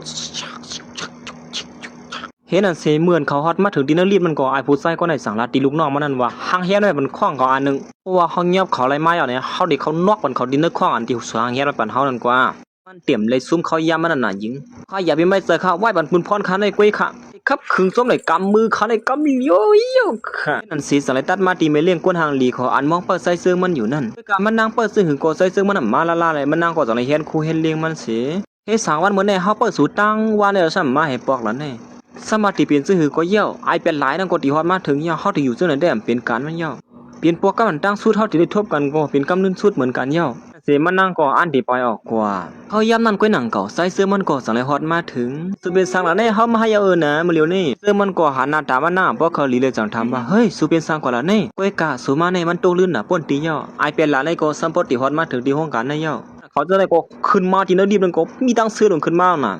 สุเป็นอีสานในก็ลาทำมาเลยนะเฮาได้ซับเลี้ยงในบันสุก้อยบ่สุ่มป่องเสือที่เนื้อเฮานี่ก็เขายันมันนางก็สังวนถึงขึ้นดีเดียมันลีเขียวเขาเตรียมซื้อนั่นก็เสือเตยอยู่หนังเก่าเฮาเป็นก้นแก่นเคียงใจก็เหลิมเขาด้วยถึงเสียด้านในก็ลองตั้งหักอันว่านั้นเฮาก็มุ่งมองมาตัดสีเหมือนกันเหมือนซึ่งหนังอันเขาลัดนั่นก้อยกาวันเหมือนในเขาเอายงตั้งหักมายินปันเฮาเย้าก้อยกาซ้ำโพตกลื่นกว่าเย้าที่เฮ็ดซื้อแล้วในสัตว์ปานอันเฮานี่สู้เฮามาตกเดือนคันนั้นนึงก้อยสู้ก้มรู้ไว้นะซึ่งในก็เลยอยู่โย่เฮาหายสั่งแล้วนั้นมาเลยเฮาเสียดปันน้ำตาสู้เขายันนั้นก้อยหนังเก่าไม่ดิ้งกว่าทางหลีเขาได้สั่งว่าอย่าไปเฮ็ดซึ่งนั้นแน่นะก็ได้สุดๆไกลๆเฮาได้แต่ติเลียมาโตลื่นจังไหนเฮาได้หักเงินเดือนสู1 เดือนนะอ๋ออันปีซะหัก2 เดือนก็แล้วเฮาเตรียมบ่สังยันนั้นเมเลี้ยงกว่าทางหลีเขาเนี่ยก็สั่งไล่ไปผัดออกมันไส้อยู่มันไส้ก็เปลี่ยนอันวนกวางสีคำเจอไว้อยู่มันได้เฮ็ดสั่งสุเปียเปียกเพิ่งล่ะเนี่ยอย่างนั้นมันนั่งก็สั่งไล่ยื่นกันจะสิลัดขึ้นมาว่าต่างพอกมาอย่าไปมาโตลื่นแทงซึ่งไหนแล้วก็เก็บลองตั้งวนเปลี่ยนหลอกไปหลายสูนั่นเก็บบ่ซิมไว้กวยล่ะอย่าไปมาลัดเขากำเป็นหลอกไปหลายตีนึงเฮาซึ่งไหนเลยวนอีสานตีนึงสูบอกน้อยเด้เฮาตีว่างควางปันสูไลอยู่ตีเตมันเนอเสอมันนั่งเตะอ่ำเขาว่าซึ่งนั้นสิกลัวมันนั่งตีไปพาดอกกว่าเย้าเลยกลัวใส่ซื้อมันกดตีเสือซับเสือซ้อยเหมือนซึ่งหนังมันนั่งเสือซึบใส่ใจมันนั่งนั่นเย้าหนังใส่ซื้อมันกดสั่งเลยวนถึงขึ้นก็ความรัดสลาเขานั่นว่านั่งซื้อมันหักมันเย้าในนั้นสลาเขาในรัดพิษกว่าเยอะๆในมารัดว่าเขาหาว่าตั้งหักเขาในอย่างรัดความบ่ไหนไว้มาเขารัดสู่เขาต้องไว้2ต้องหือเขาต้องไว้เย้าค่ะเพราะฉะนั้นก็ด้วยถึงตัวสู่เขาลีกไว้ละเขาได้ย้อนกว่าก่อนพาเรากายเอามือมาโหเซยมาเจ็บตั้งน้ำตาไหลว่าอยู่ดีเลยเอาหอบโหเซยมาเจ็บห้องน้ำตาไหลกว่าแล้วล่ะเนี่ยเขาเป็นแม่เลี้ยงสู่เขาดีกว่าดีเลยเขาดีเลยลัดในสู่กูโคกูก้ามีสุปีกูให้กันสั้นแต่มันกูความฝันอีกนึงค่ะเตรียมทำน้ำเย้าค่ะนะคนมาบอกในเขาทบกันเป็นปอกกำลังสุดเย้านะนายุ่มอยู่ก็มาโหเซยเขาตกน้ำตาเอาย้ำตีเลยพาดยันเปียงินผ่านสายมือตีเลยยันมนคนมือต้องตักสั่งถือยันนั้นมันใส่กอดสั่งเลยตุ้ยกอดทงดีกวันเสียในเต้มันใส่กอดเลยตื้อเสือเต้หนังเก่าอำเลยเฮ็ดวันหนึ่งเมื่อวันตั้งเอานำหยอดเสืออองตานั่นย้อนปัวมันใส่หางเฮียนถาตอนนี้มาสอนมันก็หักมันไหนนั่นเหมือนมันใส่ตีมานั่นมันใส่หันเป็นหมอกทางตั้งนั่นหมอนี่ก็แค่หังหลีไว้แล้วเนี่ยเขาเตียวกว่าตอนก็หักเขานี่เอามาเสียอ่านเด็ดตอนมันก็หักมานั้นนี่วะก้อยกาบ่นั่นถึงว่าจะเลยมาตื้อเสือซึ่งไหนนั่นกระถานะหมอว่าอยู่ในเขาก็ตีสอนเขาเลยเหมือนกันหนังเขารุ่นนี่ไม่ว่าเป็นคู่ตอนเป็นก็หักกันปอนตั้งสุดในเด่นนะย้อนเพื่อเจ้าหนังแหล่มันใส่เลยหางแฮนมาก้อยกาอ่ำเปลี่ยนจมหนังอันตั้งเยอะอันมันใส่หางแฮนไว้นั่นสิใส่ก็ตื้อเสืออยู่ห้างก็เหลียวมันเฮ็ดนั้นก้อยกาซึ่งหือก็เย่าปอกในลู่ซุ่มสีด้านในก็ปอกนาหามาเขาตื่นมีเที่ยงอยู่กว่าก้นใจลงมันใส่ก็สั่งเลยเตตัดเซนเซอร์ว่าเหตุการณ์ที่ในก็เงินเดือนก็อีน่ะปักปืนก็นำหนาละมังกำก็คันเฮ็ดออกการที่ไหนเนี่ยอยู่เย้าเฮ็ดอันสิมันใส่ก็สั่งเลยมาย้อนออกการที่หัวหน้าเขาในอยู่เฮ็ดอันสิมันใส่ก็สั่งเลยเตตัดเซนเซอร์มาย้อนออกการที่หัวหน้าเขานั่นอยู่เย้าเมื่อหัวหน้าเขาเลยหันลีกย้อนออกการมันใส่เย้าก็สั่งเลยถามมันใส่ว่าเป็นสั่งเลยเหตุการณ์ที่ไหนมันเป็นรองตั้งสั่งเลยสูงมาย้อนออกการนั่นแน่มันใส่ก็สั่งเลยรัดในหัวหน้าเขาว่าย้อนปัวตั้งเยอะอันคันนี่มันนำเลยสิแน่หัวหน้าเขาก็มาเลยยินความมันละเท่านั้นจังว่าเฮ็ดสั่งละสุเหตุการณ์ที่ในเงินจะใส่ป้อฮะจะใส่ป้อก็ป้อการเยอะกว่าเหตุการณ์ทางตีก็อะไรอยู่รู้เฮ็ดสั่งละอยู่ที่ไหนเนี่ยมันเพียงป้อเสือซึ่งหือละนั่น มันใจก็สั่งว่าป้อมปานก้นให้การเป็นก็หักกันในก็คำใครอยู่ว่าพวกกันนี่ในชุกซักไล่นำนะมันก็หน้าเขาก็สั่งไล่วนถึงคอปักเปิงอันไม่เล่นเขาตังขึ้นมานั่นสิขาดดีพิษปักเปิงในกว่าเคยเฮ็ดลามันนั่งก็คำเจอไว้อยู่นังเก่าเขาก็สั่งว่าคือที่มันใจล่ะเนาะมันใจก็สั่งรัดขึ้นมาแทงว่าการงานอันวันนั้นมันก็ลองเยอะหนึ่งค่ะก้อยก็ลองตั้งหักในมันเยอะหรือป้อมเลยมีก็หักในก็คักให้คันเจอคำใครเฮ็ดการดีในญี่ปุ่นจังไหนคะเนี่ยปกติมาบนตัวลีๆเอานะข้าเขามีก็หักก้อนหนึ่งอยู่เฮี้ยมคางค่ะอ่ำเจอว่าไม่เฮ็ดการเสียจอมปักปึงไปหลอกเป็นไหลลงเสื้อไหนเนี่ยอย่างนั้นคนหน้าเขาก็จังว่าเขาเคยว่าเฮาตัวเขาว่าผู้หญิงก้อนอยู่เฮี้ยมคางเขานั้นก็เปลี่ยนเฮาค่ะเวลาก็เมื่อย่ำของเขาลิเขียวยืนปันเฮาเลยโฮมบ้าดังหมอก12นั่นสั่งว่าเฮาหาบเอามื้อนั้นไหนเขาก็เตรียมได้เปลี่ยนเสื้อไหนก็เปลี่ยนไรนี่มาเขาฮู้ว่าห้อมเขาหาบเอาลองตั้งหักเขาเสียตื้อเสยก็ตีย้อนออกการไปหาในตัวย้อนบัวดีเต้มันใส่อันได้ยืนเป็นโหนาเขาในก้อยหนังกับลิเขียวเฮ็ดมากกว่าย่ำไม่เลี้ยงเขานั่นกันนะโหนาเขาในก็ซ้ำเคยพิษปักเปิงตอนแต่เฮาตีฮอดมาถึงบ้านมื้อไหนเฮาซ้ำขึ้นซ่านมาสู่ไหนยาห้อมเคยพิษปักเปิงกงบ่หนีในหนังเก่าก้อยการลองตั้งหักเขาก็เคยมีหญิงก็นะนั่งก่อมตั้งไรลัดอีสางใส่ซึ่งมันก็สังไรไปออกไปอยู่กำก่อนรู้อีสางแทงขลาในอย่างนั้นมันนั่งก็คำอึดอัดอยู่อันตีลาอยู่หนังเก่าก้อยการลาดขึ้นมาว่าอามีสางมือเฮลาเขาขันหันหน้ามือเอ๋วันนี้มันนั่งก่อมใครลาดวันไหนอีนก็ที่เต้งก็พวกเจ้านั่นก็คัดซ่องแล้วเขาขันหันหน้าสู่เหมือนกันนะว่าที่เต้งนั่งซื้อได้ก่อมบ้านนั้นก็ตอนตามันนั่งก็เป็นอันเนียงเซอร์ไว้อยู่หนังเก่าลองอันนำเลยครับเอาลองตั้งหักใส่ซื้อมันมือตัวหนึ่งมันนั่นขนาดได้กว่าขอตีหันอยู่ทางได้สามเซอร์ปักเปิงกุมนี่ก็มีโผล่ในมือย่ำหนังนั้นจะไล่ตันมาขึ้นที่ไอเพียนไลเขามาซ้ำหาไม่เลี้ยงก้นทางดีเขานั่นเขาย่านั้นไม่เลี้ยงก้นทางดีเขาเลยลูกน้องมันก็อันที่ไปออกมาหนังก้อยหนังเก่าสั่งให้มัดทุบหันเสือไอเพียนไลเขาขึ้นมาตั้งนำตั้งไลนั่นอยู่ยาวสุดที่ไปกว่าตั้งเลยเอ้หือมือเขาดีอยู่แล้วคำไหนเขามาหาสุยกำนายมือย่ำหนังนั้นมันนั่งก่อนเนียนไปไหวปีเจอกว่าเงียบตัวมันมาอะไรคือเหลือลูกน้องมันนั่งค่อยกว่าเขากำอึดกำอัดอยู่ที่ไหนเขาก็จะในก็จะให้มันดักคอมันนั่งเสียว่าย้อนปืนสูนในสามจะย้อนปืนสูนสวยแถมมันไหนได้เขาอะไรเตี๋ยนะคือจำนั้นนำหนาในมือในก็สู้อยู่หิมข้างเขาเสียสวยแถมมาอยู่ดาสีเอาไปลวดเป็นเขาเห็นนั่นตาสีแหละวันเมื่อได้เขาได้สั่งสอนสุกเว้ยเห็นนั่นสีลูกน้องสามเสือมันนั่งก็ง่ายกินขาตีนผู้ชายเสื้อในเหี่ยวสั่งให้หือละเนาะก็เพิ่มหันถึงผู้หญิงสีละมอโลห้ามันเพิ่นอีหลูดีเปิ้นก็นะมันนั่งก็แค่หางลีเบ่งกับผู้ซอยในสังวางเป็นนั่งเสื้อได้เนาะโลลีหลูเหมือนกันนั่นไอ้ผู้ชายก็นั่นก็ช่องหาซ้อมอันผู้หญิงก็หางดีเสียเปิ้นนั่นน่ะเฮ็ดอันเสียคนเหตุการณ์จะในก็สลายอ่อนกันด้วยหน้าใจซึ่งมันเฮ้เมื่อก่อนเหตุการณ์มาในเป็นซื่อพ่อไอ้ก็ไม่เล่นก็เลยก็ทำหาเมื่อนี่เปิงที่ในเปิ้นป้อห้ามกันว่าห้ามเป็นก็ฮักกันในเมื่อซ้ำขยี้ติลูกมก็สุมาตกลื่นแถวเสียมก้างยาหรือบอกกันอย่างหือละก็ไม่ได้ดีเดมันใจซื้อมันยอดออกกันได้เขาว่าซื้อมันยาหรือออกกันในวันนั้นก็ออกกันได้ก็ออกก็เร็วก็เพิ่มลืมก็ออกก็ลาลีวานะโอเคโคนาเมื่อไหร่ย้อนเพราะว่าอุบผูซะแหละมอถึงที่มันเลยตัวการตัวงานเนี่ยเมื่อยังนั้นก็หนังเก่าเขาก็จะได้ยินเสียงไม่เล่นเขาห้องหล่าว่าไผ่นอนเฮ้ยเสียงพลังห้องหล่าอีกครั้งนั้นมาใจเจอมันก็เมื่อเลยยินเท่านั้นก็เป็นอันตุกเสือเหมือนกันหนังเก่าเฮ้ยสายไงมันก็คือตัวโยนนี่เฮาหรือเนี่ยก็สวยก็ฮักเฮานี่เขายันนั้นไม่เล่นกวนทางลีเขาเนี่ยก็เรียนไปไอ้ไปไรก็ผู้คุมการเห็นนั่นไอ้เขาเนี่ยก็ตั้นคืดมาซ้อมเห็นนั่นน่ะส่วนมาสุดดีไปเขารออะไรอยู่นะฮะพวกนายแด่สุดเดี่ยมรอดตั้งเหลือยาวลูกน้องมันตั้ง2คนนั่นก็คู่เสือแก้งเขาปีกพักตูเป็นกำเหลียวน่ะเขายังนั้นแด่ยันนั้นไอ้ผู้ชายคนนั้นก็สั่งว่าดีเดมัน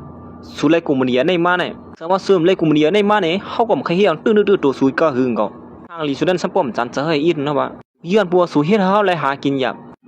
ย้อนบัวซึ่งนั่นแหละเฮาก็จะได้มาหาสู่นั่นหยังบอกได้ก็สุดที่เลยเป็นมีเฮาสิมกะเฮ็ดเฮาเลยเป็นคนมักมีหรือสิเปิ้นเที่ยงตั้งสิตั้งหมดย้อนบัวสู่นี่นะนางก็เป็นอันโกผู้ใจก็ได้ที่ว่าอยู่ยาวอย่าไปเฮ็ดซึ่งไหนที่เฮานะมื้อเลยเฮาเป็นแม่เลี้ยงลูกคนทางดีเขายาวนี่ใครเปลี่ยนเปลี่ยนเป็นแม่เลี้ยงลูกคนทางดีคนทางลายห้ามหมดแล้วก็ได้เนี่ยเมื่อย่างนั้นไอ้ผู้ใจเป็นไรในก็อันติป่วนเหลือตีเหนือไม่เลี้ยงคนทางลีเขานั่นวันเมื่อนั้นแหละสุดที่เปลี่ยนไม่ห้อมห้างเพราะว่าสุเปลี่ยนไม่นั่งเฮาอย่างไหนแต่กูเจอกูลองสองสูก็ที่ได้เปลี่ยนตอนตาเฮาตั้งสิงตั้งหมดอยู่เย้าเมื่ออย่างนั้นไม่เลี้ยงกวนทางลีเขาได้เปลี่ยนกูมันใจตัวซ้ำบ่สั่นกว่าเสียงเย้าพอสุ่มเขาตุกข้านำก็ย่อมตัวลีลาเฮาว่าเนี่ยวันเมื่อได้เฮาจะได้มีตั้งเสื้อจำกันเดียวสุนี้มันเปลี่ยนลายไอ้แก๊กไอ้เปลี่ยนลายเฮ็ดสุเลยคู่ก็ว่าเฮาในเปลี่ยนลายมันก็คือนั้นเปิดด้วยนะถอดกูไงเว้ยอย่าไปเฮ็ดจังได๋นั่นล่ะเขายังนำก้อยหนังก็ไผก็จังได๋รับชิงลงว่าคำนี้เฮ้ยอีสังได้มาเมื่อย่นั้นก้อยหนังก็ใจเสื้อมันก็จังได๋ฮอดมาถึงดีในมันใจก็เอาสไตล์แม่งก็เมื่อย่นั้นได้ก็กราบตั้งหมอกนี่นั่นน่ะนะเฮ้ยเพิ่มมาเที่ยงได้มาเฮาได้นับ1ถึง3เพราะว่าสุ่มคุบเข่าลงได้อย่าว่าเฮาบันฟังโซเกละเฮ้ยเปลี่ยนเพลละนั่นเมื่อย่นั้นใจเสื้อมันก็จังได๋นับ1กว่ากำเหลียวอยู่ยาวสู่เปลี่ยนเพลคัดมายากเขาย่ำหลีเฮาจังไหนสุเฮ็ดจะหือเข้ามาตีในข้อเฮาได้ล่ะนี่ไม่เลี้ยงก้นทางดีเขาก็ด้วยกว่าภายหลังมันไส้เสียเหมือนเล็บติดต้องไหลว่าเล็บเปลี่ยนมันไส้ไหนนั่นสั่งไหลห้องลาดซื้อมันไส้ขึ้นมาต แต่มันใจก็นับ1 2 3อยู่เฮ็ดนั้นไอ้เพียนหลายแล้วนี่ก็ห้องหาลุงน้องมันเฮ้ยมาจอยก็ยินนู่นว่ะคนดังในห้องยังดังสวยเทียมซะฮะนี่หมูซุ่มสวยเฮ็ดสร้างอยู่แล้วได้มาจอยก็เฮ็ดเดียวเลยหลายนั้นก็ห้องหาลูกน้องมันอยู่เฮ็ดนั้นเขาย่ำหนังนั้นก้อยหนังเก่ามันก็สังอุบกันอยู่ว่าเฮ็ดสร้างคนหมดดังนั้นเขาว่าได้มันเจอเตโลเขาเรียนเจียมกันนั้นเรียนดังซื้อดังเกี่ยวเลยว่าเกนั่นเมื่อของดาลีว่าเต้มีเผลอเขาเปิ้งเขาถูซึ่งไหนมันก็เขายันใจจื้อมันก็ต้องจ่อกว่าภายหน้ามันนั่นกำเหลียวอยู่ยาวเมื่อย่ำหนังนั้นถึงที่มันสัมปตกเสือลงกว่ามันเลียดมือกำหนึ่งไว้กับไฟนั่นสั่งให้เลี้ยงหนังขึ้นมาขึ้นกำเหลียวเฮ้ยผีหลอกเขามือย่ำหนังนั้นมันก็เป็นอันโกดีเหนือใจจื้อมันเท่ๆว่าอยู่ยาวย้อนปัวใจจื้อมันส่วนคนธรรมดาเฮ้ยสูมาหาแถมเกี่ยมเขาจังไหนฮะนี่ใจเจอมันก็ตอนในเขียวมัน2 3 กรัมให้นั่นเหี่ยวเมียบมันก็ไม่แล้วน่ะเมื่อในกี่รวมเขาเนี่ยห้ามมันใจในได้ลิ้นสมบูรณ์ไพ่เต้หนังเขาเมื่อย่ำหนังนั้นเด็กก็ตรงโหอีเราก็ไหนก็ตอนตามไม่เลี้ยงกวนหางดีเขาเลยหันลองเฮ็ดสังใจซื้อมันก็สัมปตกเสือลงกว่าใจก็ได้ก็หมุนจึงว่านั่นนะว่ามันใจก็สอนให้เขามาหาไม่เลี้ยงกวนหางดีเขาได้เสียว่าลุกขึ้นมาเลยกวนหางดีเขามาหาสูมาใจแถมสูเยอะเนี่ยหมอกอันใจตอนนังนั่นตึกมีอยู่สูเขายืนปันสูในมาเข้าตั้งหึงหน่อยเยอะเนี่ยมันนางก็มาเลยยินขอความละใจซื้อมันซื้อนั่นก็อ่ำสังเฮ็ดซื้อหือเสียแลกอยู่ที่นั่นเสือมันว่าเขาตีเฮ็ดซื้อหือแล้วในกำในใจวุ่นว่าไม่เลี้ยงเขาห้าบหมอกมันหน่อยเซ่ว่าปุ่มคาเลก็ยาวเลยวันไหนก็เก็บชิมขึ้นเนี่ยว่ากำก่อนเล็บวันไหนก็เขาดำในละเสียกำบ่เอาเนี่ย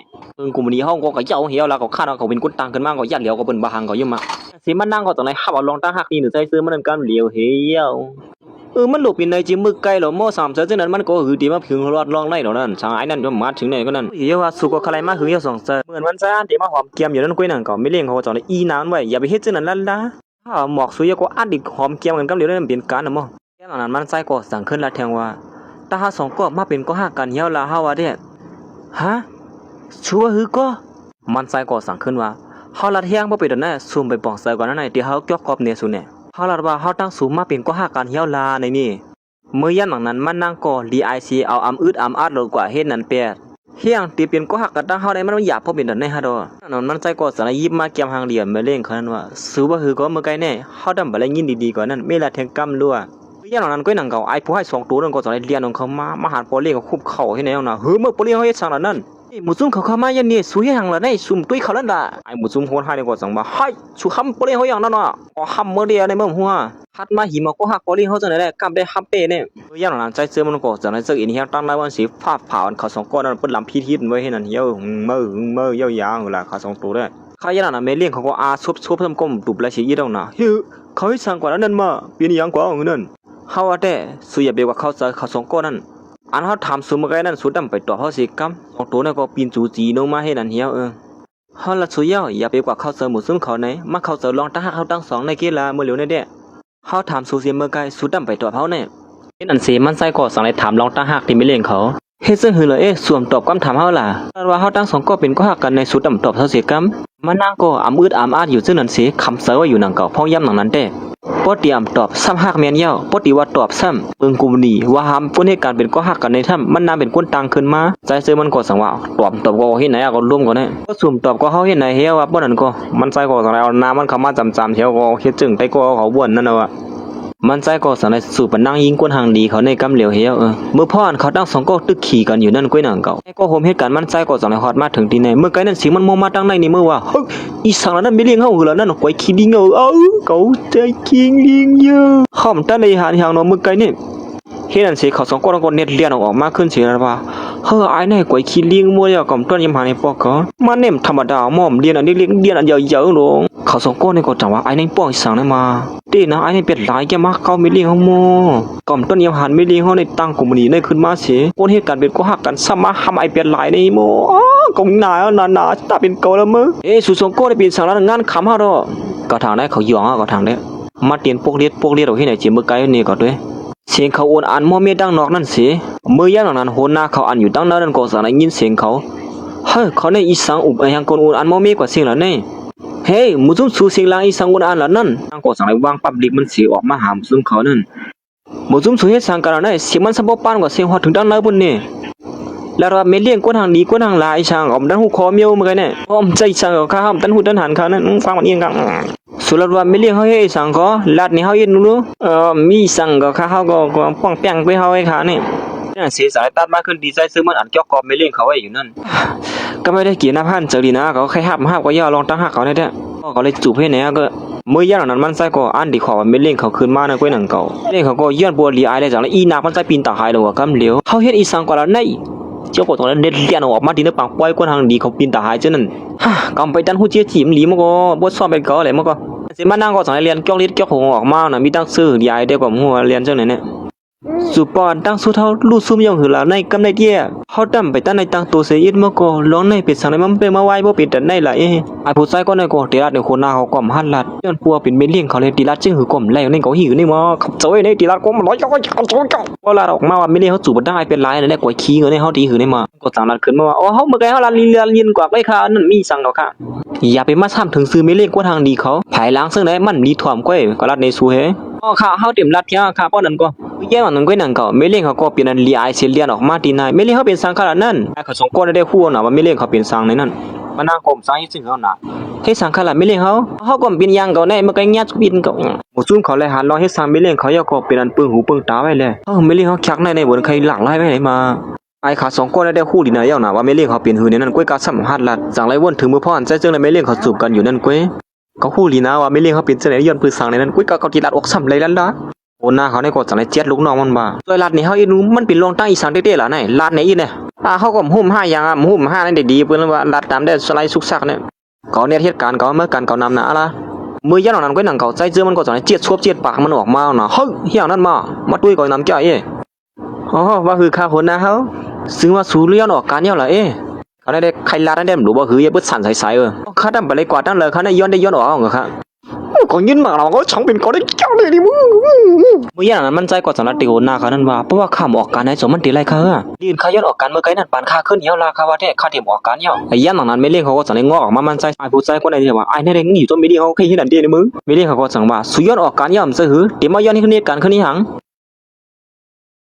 เมื่อย่างนั้นไม่เลี้ยงเขาก็สั่งรัดขึ้นมาว่าอย่าไปปั่นเขาเข้ามาเหตุการณ์ขึ้นจะออกกว่ากำเร็วเหี่ยวละ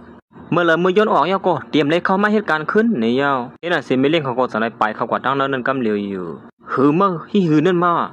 หมู่ซุ่มเขาจะได้อ่อนกันนั้นว่ากว่าคิลิงยองเหรอไอ้ในกว่าป้นลืมเลยไม่เลี้ยงเขาเนี่ยมันสั่งรัดตีหัวหน้าเขานั้นว่าแค่ต่อปันข้าย่ำข้าแทงอีกนึงข้านะเตรียมเฮ็ดสังเกตก็ข้าก็ไม่เดียไอ้ก้อนหูจมลองตามมันใจแต่ก็เหมือนเจิงอาหารนั่นขนาดนะย่ำตรงนั้นมันใจกว่าตรงนั้นเนี่ยเลี้ยงของเขากว่าหาไม่เลี้ยงเขานั้นกำเร็วอยู่เยาไอ้ในเฮเลยพวกเป็นแต่ในเดียวในม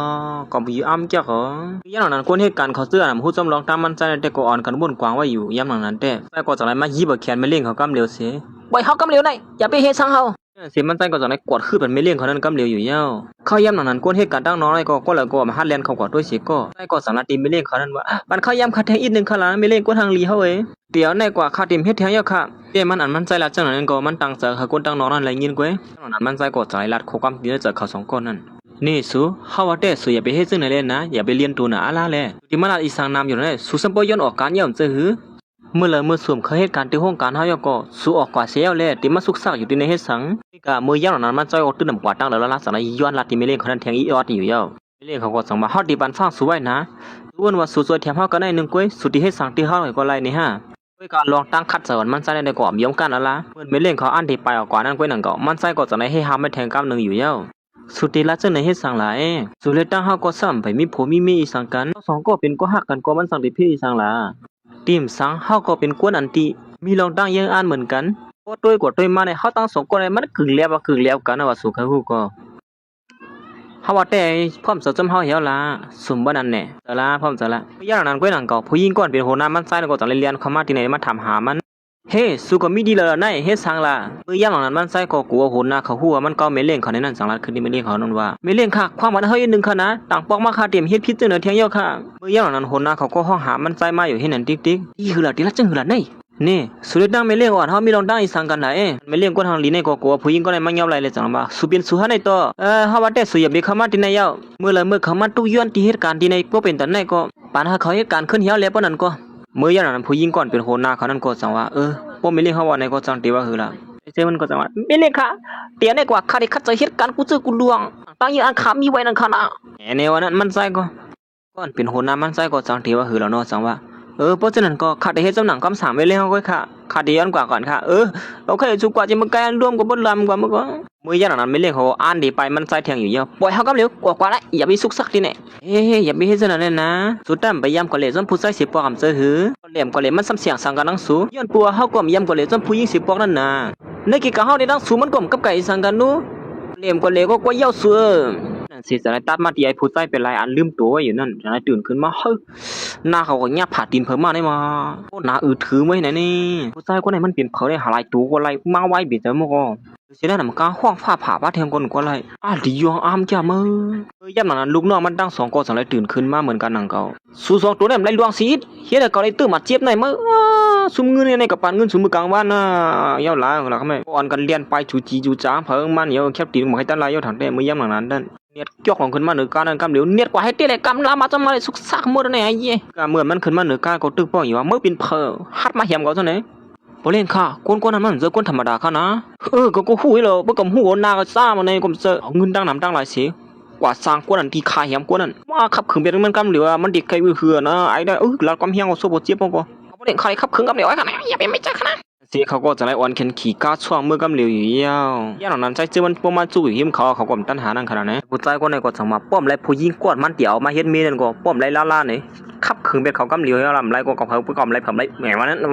สิไอ้ผู้ชายคนไหนก็ปีนั้นจะลำเสียขี่ก้าลงปอกมือกว่าอยู่ย่าที่นั่นเสียสั่งไรตันมากขึ้นดีใจซื้อมาเลยไม่เลี้ยงก้นหางลีเขานั่นมันใจห้องไม่เลี้ยงก้นหางลีเขาว่ากินข้าวซ้อมมันใจในอยู่แต่ก็เขาว่าตีตั้งนอกนั่นมีเสียงตั้งกินที่หนึ่งวันน่ะในว่าเพราะอะไรกินในได้หมดจับตัวกว่ากับเหลียวในวันนั้นจ้างในก็เขาว่าได้สูกว่ากินซ้ำเฮาอย่าละเขาคาดกว่าอย่าไปเน้นรัดเจ้าไหนเลยนะยานั้นมันใส่ก็สั่งว่าสวมบ้วนด้วยดีล่ะเพราะสวมเลยเจอเฮาไหนเพราะยามนั้นสุดที่บ่หมอกเฮาก็เจอหมอกเฮาตอนสูนั่นอันใจตอนนางนั่นตึงมีอยู่อันว่านั่นน่ะเฮ้ยอย่าไปว่าซะนั่นแหละเฮาเยี่ยมหมอกสุดไหนผมว่าเฮาเลยเจอสุยเอาในกว่านั้นมันก็เป็นรองธรรมดามันเกี่ยวนั่นไปเลี้ยงเขาดีไปออกกว่านั้นก้อยหนังเก่ามันใส่ก็สั่งไรรัดสมควรมันแทงว่ากวนมาหาเราสู้ยุงสวนเหมือนนั่นห้อมหัวเขาเป็นเผอมีลงตั้งอำนาจกระหือในนั้นกะบ่มาสู้ยุงจมผู้ยิงก้อนเฮาเลยเสนอได้เฮาเตรียมปล่อยหมูซุ่มเขาไว้ในอยู่เดี๋ยวในกว่าเฮาวนว่าเขาเตรียมพาดมาหาลองสู้ยุงสุดแทงเยาว่านะเพราะเฮาอยู่ที่ในเตรียมมีพาหาดมาให้สุนะอย่างนั้นมันนั่งก็อำลัดสั่งสีสั่งไรไปลงโคไลนั่นกว่าเมื่อฮอดมาถึงกลางโคไลนั่นสั่งรัดขึ้นมาว่าเมื่อในวัยวัน3 มองเฮามีปังกุมว่าเสียขึ้นปังกุมเย้าลองเฮา2ก้อนนั้น2ก้อยว่ากันแทงก้ามนึงล่ะค่ะเฮาดีปะสวยกวยอีเตมันก็ใครกว่าซ้อมเฮาอีกก้อยลงแน่เฮ็ดอันเสียสลายตันมาที่ปังกุมหลวงเขาอันจัดเฮ็ดกว่านั้นย่ำหลังนั้นก้นเหตุการณ์เขาตั้งนำตั้งหลายอันมีสั้นสูงนั่นก็สั่งไรมาโฮมนาการความซ้อมเจอมาขึ้นปังกุมซ้อมให้เวลานำมานางลงเฮาละปังกุมเฮาติดซากว่าเนี่ยว่านั้นก้อนเป็นหัวหน้าก้นเหตุการณ์นั่นก็สั่งลุกขึ้นมาลัดว่าไม่เลี้ยงค่ะพอปังกุมมันเฮาขาติขึ้นปังกุมมันเมื่อนั้นลองทัดสร้างตัวก้นเหตุการณ์นั้นวันเมื่อในเฮาขาติมาขึ้นปังกุมอู่โอกันค่ะเพราะฉะนั้นก็ขาติหมอกลัดข้อความเสียซับแรงไหลสังล่างในกว่ากำเหลียวค่ะไม่เลี้ยงเฮามาเจ็ดตัวก้นเหตุการณ์เสียมันเป็นกว่าซึ่งนั้นซึ่งไหนเขาลองตามมันได้ก็มือหาความหัวพี่น้องของกดตัวอย่างก้อยกันละหาความพกให้หมดละการซึ่งหือก็เย้าลองในเฮาคาโกตีช่างล่างลัดในปันกวนเหตุการณ์เฮากว่าอยู่ค่ะเอาไม่เลี้ยงค่ะเลี้ยงเขาได้อ่ำถ่อมเขากำผู้ใจก็ในช่างล่างเสียอิดไว้วนอยู่ว่าใจเสื้อมันตีห้องมานั่งกว่ากินข้าวซ้อมอยู่ในนั่นเก้คำขึ้นในเฮาได้เลยกว่ากินข้าวซ้อมเหมาที่ห้าในมาตั้มต้นยำก็เลยซ้อมเหมาเสียปอนี่เป็นมาเสือตื่นเตียนล่ะนางก็วนถึงใจเสื้อมันเสียยุ่มวิดยุ่มบอดอยู่ห้างก็เหลียวมันเห็นนั้นลูกน้องมันสร้างล่างและขึ้นปังกลุ่มอยู่นั่นก็มันน้ำเข้าใจสังเมื่อเดือนคาติละได้ก็มีหนังไหนก้อยค่ะเป็นชื่อพองคำไว้แล้วค่ะไม่เล่นค่ะคาซับล่างเลยไม่เริ่มยินค่ะเนี่ยนี่เขาเป็นสังกวายเอาขนาดนี้ขันเจอแกมือคนเหตุการณ์เขาด้วยมันนั่งอยู่ก็มันนั่งเขาเจอสังยุ่มยิดยุ่มบอดอยู่ให้หนานี่หนาเนี่ยเล่นค่ะไม่เล่นยิงก็เลยที่ข้าห้องเสียมัน2-3 กำมันนั่ง2 ก้อยคู่ตัวมันอีสังละตัวเขาย่ำหนังไหนแน่ล่างเยาเขานั่งถ่อมเห็มจังว่าเข้มเต้เนี่ยอันสุรัตเมื่อไกลเนี่ยนะเขาถ่อมกูกำมันนั่นไม่เล่นเขาว่าอย่างนั้นมาไม่เล่นเขาเหตุการณ์เฮือหนาละแลหรือเฮือนำกินคะเลไม่เหลียวแน่วนไม่เล่นเขาเป็นทีปัญหาไม่ก็มองเนี่ยอย่างนั้นมันนั่งขอสไลด์ป้องใส่เสื้อมันขึ้นมากับเหลียวไอ้เนี่ยเปลี่ยนสายเตะเฮ็ดให้เขามีสมาธิฮิตหมกพอยามเหตุการณ์นี่ลากเกาไล่น่ะนั่นก็ขึ้นมาลัดเลยนู้ผู้ยิงก็เป็นคนหน้าเขาต้องกดสไลด์ลุกขึ้นมาสิซับแรงลัดไว้กว่าเที่ยงอยู่เย้าเริ่มหนังคอท่าสาเขาค่ะแล้วกว่าเสียด้วยเลยตีเลยตั้งวันนี้เขาก็ตั้งไว้แน่มีอยู่อะไรดีอะไรเจเวียงก้อยกาเตียนเขาคาอยู่ไว้มือเหลียวนั่นแหละใครว่าคือคักคือคิกไว้เขาเนี่ยรอนำปอกเข้มได้ก็เมื่อไรปีป่นมานั้นมีคนเหตุการณ์เป็นก็หักกันเสียย่าลูกปักเปิงกูมันนี่ได้เสียจากในบ้วนถึงมือพ่อใช้เสื้อมาเกามันอยู่ให้นั่นน้องนะมังกำก็ปักเปิงในก็ได้ขึ้นดื้อไปได้ขึ้นมา มือย่ำหลังนั้นมันนั่งก็สังลาแล้วก็ขึ้นว่าปกติว่าเต้มันลองตั้งหักได้เฮาก็คือห้ามซีเพิ่นนังเก่านะเฮาป่องเซยอยู่ก้อยเฮาป่องเซยอยู่ก้อยร้องไหนหันหือไม่เลี้ยวหันถึงซ้อมอย่างหือละร้องไหนนี่การเขาเนี่ยก็สังเอาคุณมาที่กาปันให้ยักเจอไม่เลี้ยวเฮาอยู่เขาน่ะเห็นไหมวะนั้นหมูซุ่มซัวเมียดีสังละนี่เมเลี้ยงเขาได้ก็ตื้อหามีตั้งหักไว้มาขึ้นปังกุมเสถูกกวนเหตุการณ์เช่นในแถมมันนั่งในวันนั้นเฮ็ดจำหนังป้าเปิมแล้วนั่งกดตังขึ้นมาตีห้ามกวนเหตุการณ์เป็นก็หักกันกว่าต่อสู้ในวันนั้นเขาตีเฮ็ดจำหนังไม่ได้เขารักไว้ค่ะหมูจุสบายอีสังหลันนั่นเจอยาค่ะที่ในห้องการนั้นไหนพวกพลมีตั้งหักที่เหนือกันไหนซื้อตัวไว้ที่นาผักเก๋เขากำเดียวเฮ็ดถึงแต่นั้นก็เลยเยอะเฮาว่าเด้ฮะไม่เลี้ยงเฮาว่าก็ละนั่น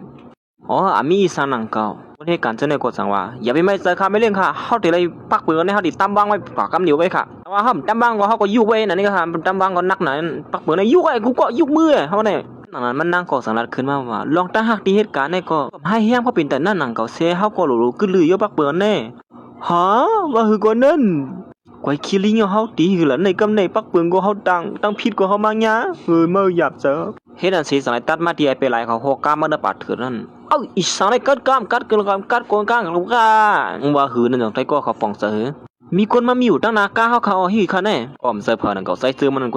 พลังมาขังตาเขาได้มาก็ลำเมือหน้าเขาก็เนี่ยจะร่วมก็เหมือนเขาลงกามาก็สังได้ถามเขาว่าเปลี่ยนพลังมาขวางตั้งเฮาอ่ะสัมปบหักตัวกูตายสิเดียวออกขวายามมาเหลียวได้รู้เขาเลยหันมาเป็นใจซื้อมันนั่นสปอตุกเสือลงกว่ากำเดียวอยู่ยาวสร้างได้อยู่อย่างช่องละหายไปเลยได้ผู้ใจก็ได้ก็ลุกนอนไปเป็นมันหมดเดียวก็หิวนั่นนี่ไม่อย่าไปเข้ามาหาเขานะกำเลวนี่ห้ามเขาเสือว่าสูเปลี่ยนเผาอยู่ที่เหลือลูกที่เหลือมาในนั่นเราอยากในผู้หญิงก็ไหนเป็นผู้หญิงก่อนเฮาหักสูติมาหาเราสู้ยอมไรแล้วนะความนอมใบลงมากำหนีว่าย้อนเฮาสู่สงก็หักกันยาวๆเข้าหึงคาลาใจเจอมันจังว่าสูมาไว้ให้ไหนก็มันผู้หังฮะว่าหึงกะก็เห็นอันเสียมันก็สั่นเตี้ยๆนึกยุ่มเห็นอันนี้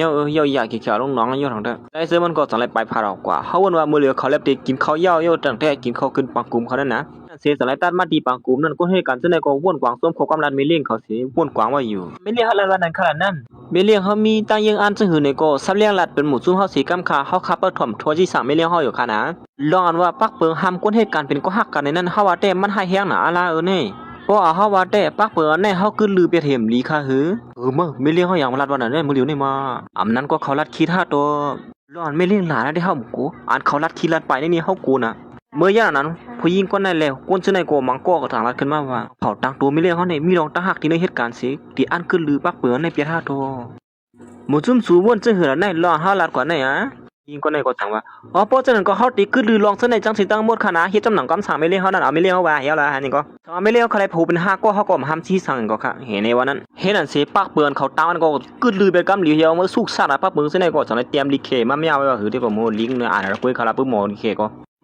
็ปักเปือนใครแก้มาหรือเก่าแล้วในจะลายอยู่มือเหลียวในมือเตว่ามีอีนี่กำไรแค่ว่างกว่ากูดีแล้วจังได๋ได้สุกซามีได้กำไรปอกอยู่ม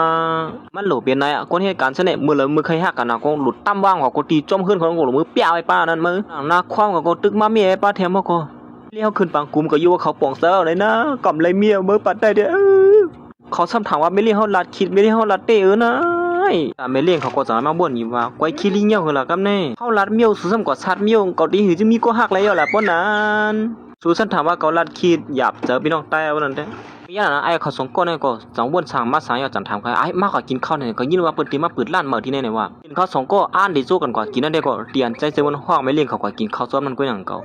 พอเฮาติกลุ่มมาบ่นจำลองตั้งหักเอาให้ไหนเด็กๆแต้มเปลี่ยนการนะเฮาก็หลอกว่ากินเกี่ยวอินก็มันปันมีก็หักตั้งนอเขามีตั้งเนอมันก็ไอ้ผู้ใจก็เนี่ยจะมาเฮาก็ดีกว่ากินจำสูนเนี่ยฮะว่านั้นฮะเพราะฉะนั้นก็เขากว่าจำกันม้วนๆเหี่ยวบ่ไหนก็คนนี้เหตุการณ์กันแน่มีเพิ่มกว่าก็อึบเขาน่ะก็กว่าก็ก็กว่าก็แน่เฮ็ดอันเสบุซุ่มเขาจะได้จอกดีกว่าหันไปเลี้ยงเขากินข้าวจำกันต้องเสเติมมันนั่นน่ะเขาขับประมาณตัวจำกันแทงเขาเนาะมื้อนั้นน่ะหัวหน้าเขาก็จะได้ไปออกมาเฉยย้อนไปนะห่อมซะคนเลี้ยงก้อยซื้อกินก้อยกับก้อยมาในหม้อเงินเดือนเหมือนกันเนี่ยนั้นก้อนเป็นหัวหน้าเขานี่ก็ยินว่าลูกน้องมันดีกว่ากินเกี่ยวกันนั่นจังนั้นว่าเขาก็ได้ย้อนกว่าจำก้อนนะตอนตาไม่เลี้ยงเขาแต่เป็นอันคำเสือว่าอยู่พ้องย่ำหนังนั้นแต่เขาย่ำอัน5รัดถึงนั้นเขาก็3ถึงอย่างในตีหื่นในกำในดีกว่าห้ามกว่าห้ามมาบ่ห้อมกว่าเฮาสำไรลัดเขาว่าเยาหีนี่มาเฮ็ดอันสิมันก็สำไรแต่ดัดเซียนเซอออกกว่ากำเหลียวอยู่เยาก็เยาเห็นว่าเพิ่นเคยว่าหยังว่าก็เป็นไม่เลี้ยงหม้อเปิ้นที่บ่หางเก่าก็อยู่มานั่งก็สำไรไปออกมาสิหันลิกปักเปิงกุมณีเขานั่นสมบ่เต็มก็เสียงตีชื่อหือในปักเปิงกุมณีลงเส้นไหนก็ผู้ใจก็ในก็หันไม่เลี้ยงเขามาสูนคำไม่เลี้ยงเข เขาจะไหนก็ซ้ำกูมันนางก็ลีอายซ้ำกูบนหูเขาก็ขึงกูกันให้ไหนเฮียคือการยาคันนอนไม่เลี้ยวเนาะลืออะไรปะเนี่ยก็มันนางอ่านเป็นก้นลีโกสิเปิ้นนั่นเมื่อเหลียวเป็นก้นอ่อนๆลงกว่าคำเดียวไม่เลี้ยวมื้อเลี้ยวเคยเรียกไล่ไปแหละเมื่อว่าเป็นคือเป็นหานั่นมื้อลองตั้งไม่เลี้ยวเขาเนี่ยไม่ไปกว่ารัดตำซ้อมไอ้เป็นไม่เลี้ยงเขานั่นมาคือก็เฮ็ดเหมือนเสื้อหอมหาได้เด็ดดีสิเปิ้นเนอะอย่างนั้นมันนั่งไปออกมาสิมาทบเสือแทงโคนาก็เนี่ยการสะปตกเสือลงกว่าแทงกันนึงทางนั้นได้เฮาสะปตกเสือลงกว่าไม่เลี้ยงเขาว่าลือการยาเฮาก็กินข้าวซ้ำกันนอนในว่าไม่เลี้ยงเฮาดีกว่ากินซ้ำเฮาอยู่ค่ะมันนั่งสั่งนั้นว่าหอมกว่าไม่เลี้ยงเฮามาที่เนี่ยเป็นปอนตั้งถูรีกว่ามืดคือซ้ำกันตั้งก็เหตุการณ์ไม่แน่ใจดีค่ะมันนั่งก็ลั่นเลขก็แลขึ้นเฮาเหลือมื้อนอนดีขึ้นในหื้นนะเฮาก็บ่ได้อะไรก็กินข้าวซ้ำชัวเนี่ยเฮาสร้างเนี่ยก็ลูกตบผู้ชายที่เฮาว่านั่นสิมันนั่งก็ไปออกมาเสียตื่นเต้นอยู่เฮาทำยำก็เลยจนผู้ชายสิปอกที่เป็นคือเป็นหาไว้ก่อมคู่มื้อมาหัวใจก็ได้ก็เมื่อยามนั้นใจซื้อมันก็ซ้ำปอเอาหมอกมาเปิดมันนั่งอยู่ยาวสุสัมเป็นมาไว้บ่เป็นแต่แน่ล่ะแน่สุเฮ็ดลงอยู่อีสานล่ะแน่กับเปิ้นฮู้เฮียมาตั้งไหนเลยป้อเปิ้นหาในดีหือล่ะแน่ไปยิบตั้งหมอก12สีเหลียงเอามาเที่ยงหมู่จุ้มเขาลือการเป็น6 โมงครึ่งพุ่นเมื่อเหลียวดำไปถึง6 โมงมีเพิ่นมาหันเขาค่ะหรอเฮาว่าได้เมื่อเหลียวสัวหมอกอันมีอยู่ที่ในมือเฮาในเฮียล่ะเฮาเป็นโคตรตอนดาสัวเนี่ยนะหมอโหซะเฮามีเพิ่นมาหันจ่องเจอสุสังกูเพิ่นหานะเอาละเฮาปานสุเนี่ยนั่นสิมันนั่งก็สนยี่บ่ตั้งเลยตั้งลีอายอยู่ยาวเฮาได้ห้องการมาฮับก่อนเน่ไปเขาย้ำหน่อยเด้มันนั่งสั่งว่าที่ห้องใกล้สั่งละห้องก็ไรรู้อีหือล่ะป้อไปกว่ามันไกลนะล่าสัวเฮ็ดนั่นสิมันนั่งก็สั่งเลยห้องใจเซิงมันมาตีกากะขันเยอะมันนั่งตั้งนำทั้งหลายนั่นอยู่ยาวได้น่ะเลือกเอาการนึงเลยใครฮอก็กันเลยก็เข้มกูอ่านแล้วเนี่ยตั้งเจ้ามันอย่าว่าอันเข้มเนี่ยก็อยู่ว่าเจ้าเนี่ยนะเข้มกาก็เข้มที่หลงมอเมื่อยามนั้นใจเซิงมันก็หันกากะขันเยอะจังได๋สิลาจังซะบ่เพิ่นออกกงซุบอยู่เฮ็ดนั้นจังได๋เป็นกาสมมุติฮะเนี่ยไม่เลี้ยงกวนทางลีเขาเนี่ยก็สังละตีมันใจว่าเฮ็ดสร้างสมได้เสือ5 ก้าซะแน่อันนั้นก็สุขขี้ก้านว่าเช็คจี้อันเตียกจี้อันวางฮะดอเพราะฉะนั้นก็ประกำนึงเลยนะเฮาได้ขับเครื่องบรรทุกเว้ยเห็นอันสิมันนั่งก็สังเลยโจกพวกมันขึ้นมาเสียงก็กลับสืบว่าหาลูกน้องมันนั่นว่าเอากาจิ๊กจี้มาปานลำนึงอยู่เฮาคอมเลยขี้กาคันอย่างเขาก็ขี้จิ๊กกว่าไว้ในว่านั้นใจเจอมันก็สั่งขึ้นว่าโอ้อำดูหยับเสือบ่เป็นแต่นั้นก็ไล่เยอะเฮาว่าสูเห็นอันสิเขาตั้ง2ก็สังเลยฮอดมาถึงตีนเขามาถึงนั่นว่าตีแล้วได้กลมหัวตีแน่เคยเป็นห้องที่เศร้าไว้ล่ะสุยาเป็นเน็ตปอกมือเนี่ยจ่องไรหาหักสูมยันกุ้ยนั่นได้ห้องเคยว่ากันแทงก้ามพวกอะไรจะสุดได้ก็เฮาก็เมืองก็ทั้ง2ก็สันไรไปเข้ากว่าดีเนอเสียงเขาพักใต้นั่นอยู่ยาวเมื่อเขามานั่งกินเขาพักใต้อยู่นั่นกุ้ยหนังเก่าคนเหตุการณ์นั้นก็สันไรเอามาตามผันปุ่มมาตามคนที่มากินเขาพักแล้วเนาะลาลีวาเต้งเขาเฮ็ดเราซะแน่พวกกินน้ำในจังเมาเขาแค่ตัวกินมันอีดค่ะเราที่ละกินน้ำเลยเมาในเมื่อก่อนลาลีวาเต้เมื่อยามนั้นเขาตั้ง2ก็อ้างดีละอีสังก็ลัดฮึกฮักกันอยู่นั่นติ๊กเฮาติมีลองแต่ลัดเนซัวเนี่ยนะสุรัตวันตั้งเฮาแหละเฮาลัดกำดึนกว่าไรคันไม่ตั้งคืนเฮากว่าเลิงก็เพราะฉะนั้นเฮาดีลัดในสวนตั้งบ่ได้ก็ตอนตามันนั่งก็สะตื่นเต้นนะเย้าใครถ่อมก็ใครถ่อมน่ะพวกเขาตั้ง2คนเลยก็มียามีสู้น่ะเหมือนไหนกันขนาดไหนพวกก็เก้ากันมามาเลยเฮาได้เคยถ่อมอยู่เนี่ยเฮาก็ดีลัดอย่างเฮาก็สมอลัดก็เนี่ยลัดมาแล้วเฮาว่าเฮาตั้ง2ก็เป็นก็ฮักกันเหี่ยวละสมบ่นั้นฮะลัดกันใหญ่ก็ลัดอย่างกว่าก็หัวเนี่ยพร้อมก็ได้ก็ลูกเรียนมือเย้าก็ตอนตามันใจก็ตั้งลัดตั้งเหลียอยู่เฮ็ดนั้นเฮามีเขาย้ำเอาในปันสูสิปอกเข็นโดดสัวไว้เฮียล่ะลอกไล่อีสังแล้วในสุปันเฮาเนี่ยในเป็นลอกไล่อันสูเซอร์มือคำบ้ามือกลางวันฮะดอกมือกลางวันในยามนั้นใช้ซื้อมือก่อนจะอีนี่ยักนั่งมันจี้เนี่ยในดาวไพ่ก็เฮาจุดไฟเตี้ยเนาะในแคมป์น่ะเนี่ยไล่เทียมเราสุในคือแคมป์เต้เนาะจะอีนี่ยักตั้งเนก็เทียมเราไล่มั่วเฮา2ก็เป็นก็หาสุไล่อยู่เนาะห้ามใครเป็นก็หาบินเมสู่กำเหลียวเนี่ยฮาวคือก็เมื่ออย่างตอนตัดใส่เสื้อมันก็ตอนตัดที่รัดก้อมหักตรงนี้เล่งเขานั่นสั่งในเสื้ออินเฮียงตั้งหน้าสีห้องหมอก12สีเหลืองนั่นมากำเดียวอยู่เย้าเปลี่ยนคือล่ะลองเฮ็ดซาเฮาในสมันคือเข้มหือเมื่อย่างนั้นไม่เล่นกวนทางหลีเขาในก็สั่งนาติมันใจว่ากระทานสู่ปานเฮาในสมาห้อมป้อมหมอกเสือสิก็คือในก็ลอกไล่เสื้อนะอ่ำถูกลีปันเปิ้นฮู้นะเฮาว่าจื้อหือก็เย้าเฮาก็ใครลอกไล่สู่มาหนังเก่าเฮาเป็นเฮาจำใจอีสังกันตัวเดียวคู่ของอันมีกาขันมาปันเฮาจังไหนก็วนลีอยู่ในกว่าแน่มันนำถูกลีเปลี่ยนนะเฮาว่าแต่ยันนั้นมันใจก็สั่งว่ากำเนมกำดิคึงลองไล่ซื้อเที่ยงนี่มา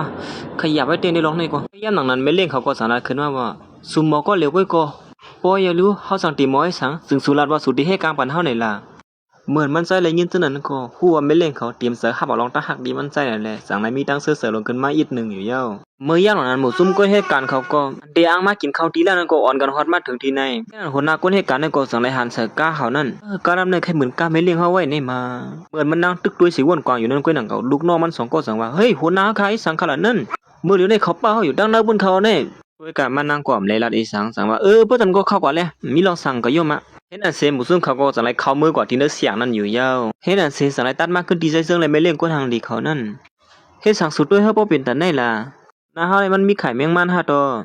กวยกาเมื่อย่ำของมันใจก่อมลัดอีสังกวยยืนมือกว่าหาแม่เล่งเขานั่นกวยแต่มันนางก่อมลัดอีสังหนังเก่ายืนมือกว่าสู้หาใส่เจอมันกำเหลียวเหมือนกันหนังเก่าเย้าถ้ามาลองในเฮาเลยลัดกว่าไรปอกไรกำเสตันนี่ก็ปอกในเฮาติลัดเป็นตั้งกันย้อนหาสู้เฮาบ่ลองตั้งหากันเฮามีต่อสู้ได้สิเป็นก็หักกันเหี่ยวละกวยกาตอนดาเฮามีอีสังมันเหยียวลงอันมันนั่นก็มีเป็นลูกก้นผ่านไปหลังก้นกวาดอันวางกวยนี่การงานเฮาก็บ่เคยเข้มแหลมสิก็หือพวกใหญ่จริงๆยาสู้หรือบอกการเยานั่นอยู่น่ะกวยกาซื้อหือก็เยาลองในมันก่อมเซลองอย่าผืดตอนตาสู้ก็เป็นกวนนั้นมีเงินก้อนนึงเยาเจ้าหือก็สู้มีเงินนุ้ยค้ำเฮาซ้ำมีลองตั้งกัดแขนเฮาติดด้วยถือสู้กวยว่าวันตั้งนานนั่นตั้งกัดแขนของเฮาได้มันเปลี่ยนเจ้าเงินสู้หานอยู่มาเร็วนี่นั่นสู้สัตว์ป่าเฮาได้เฮามุมมองอีสานแทงว่ามองเฮาสู้อยู่ซ้ำเฮาก็บ่อยว่าสู้ว่าการซ้ำมาสวมละสังสิตันก็เฮาป้องใส่ว่าข้อความที่นั่นสู้เฮาซ้ำได้ว่าอีสังสิกรรมสู้อย่าไปมาหาลัดเจ้าไหนอยู่แล้วเฮาฮู้อยู่ว่าสู้ว่าซื้อหือนี่นั่นซื้อหือก็บ่เหลียวเฮาก็ซับบ่เป็นก็ฮักกันย่อมซื้อหือก้นอยู่จ้อมกันลมมีเหมือนกันก่อนไล่สุมีเงินนี่ค้ำเฮามีลองตั้งกัดแขนก็แก่ยามหนังเก่าเฮาว่าเด้เฮาละไหลกำว่าเฮาเป็นก็ฮักศูนย์ลาลีวาเต้มั้ยล้วนเฮาคาลาเต้ก็มีใครได้หนึ่งกวยเฮามาซ้ำเป็นก็ฮักกันด้วยปุ่มแม่นลักไล่ก็เฮาเปียดกันขึ้นเหี่ยวน่ะยามนั้นไม่เลี้ยงคนทางดีเขาได้ก็สังไลวนถึงมือพ้องเหมือนมันใจมาใส่แถมนั่นลองตั้งหักกันมันนั่งซ้ำบ่อาปันใจเจอมันเสียเมื่อนั้นยุ่งยาวลองตั้งหักมาโหใจปันสู่ก็เลียวอันวางนี่มันนางห้วนลองเสื้อไหนสิมโหสารมันนางสัมปอตีนตอดลงไว้กำเหลียวอยู่ยาวเอาอย่างนั้นมันนางก็เอามึงอยู่ซึ่งนั้นเสแต่เสื้อมันก็สั่งขึ้นลัดกว่าอ่านเฮาเลยลัดสูนั่นห้อมซื้อว่าลัดหลายๆนะเฮาติเฮ็ดเฮาสู่หันน้ำหันตัวมันมื้อเดียวนี่นะจังสิมันใส่ก็สั่งในเสื้ออินเฮียงตั้งหน้ามันสิขอหมอกอูดีๆอันมีไว้ที่นึกของเขาซื่อนั้นปิวลงมาหามันใจดังเสียงดังหมดอยู่ยาวคือมื้ออีสานได้มาปิวกว่านั้นบ่ต้องหือละนอนหมอกเขาซื่อนั้นก็ปิวลงมาเหมือนกันอยู่ยาวเหมือนมันนั่งไหลหันเสื้อนั้นก็เปลี่ยนอันมุนเสื้อเสือไว้เด้หนังเก่ายาวโอ้โหลองตาหางดีได้คึดกับเต้ลงได้เข้มเต้ลงไอ้ผู้ชายก็ได้สั่งว่าเฮ้ยมันเป็นลองพัมตาอีสังอะไรลวงซึ่งไหนนี่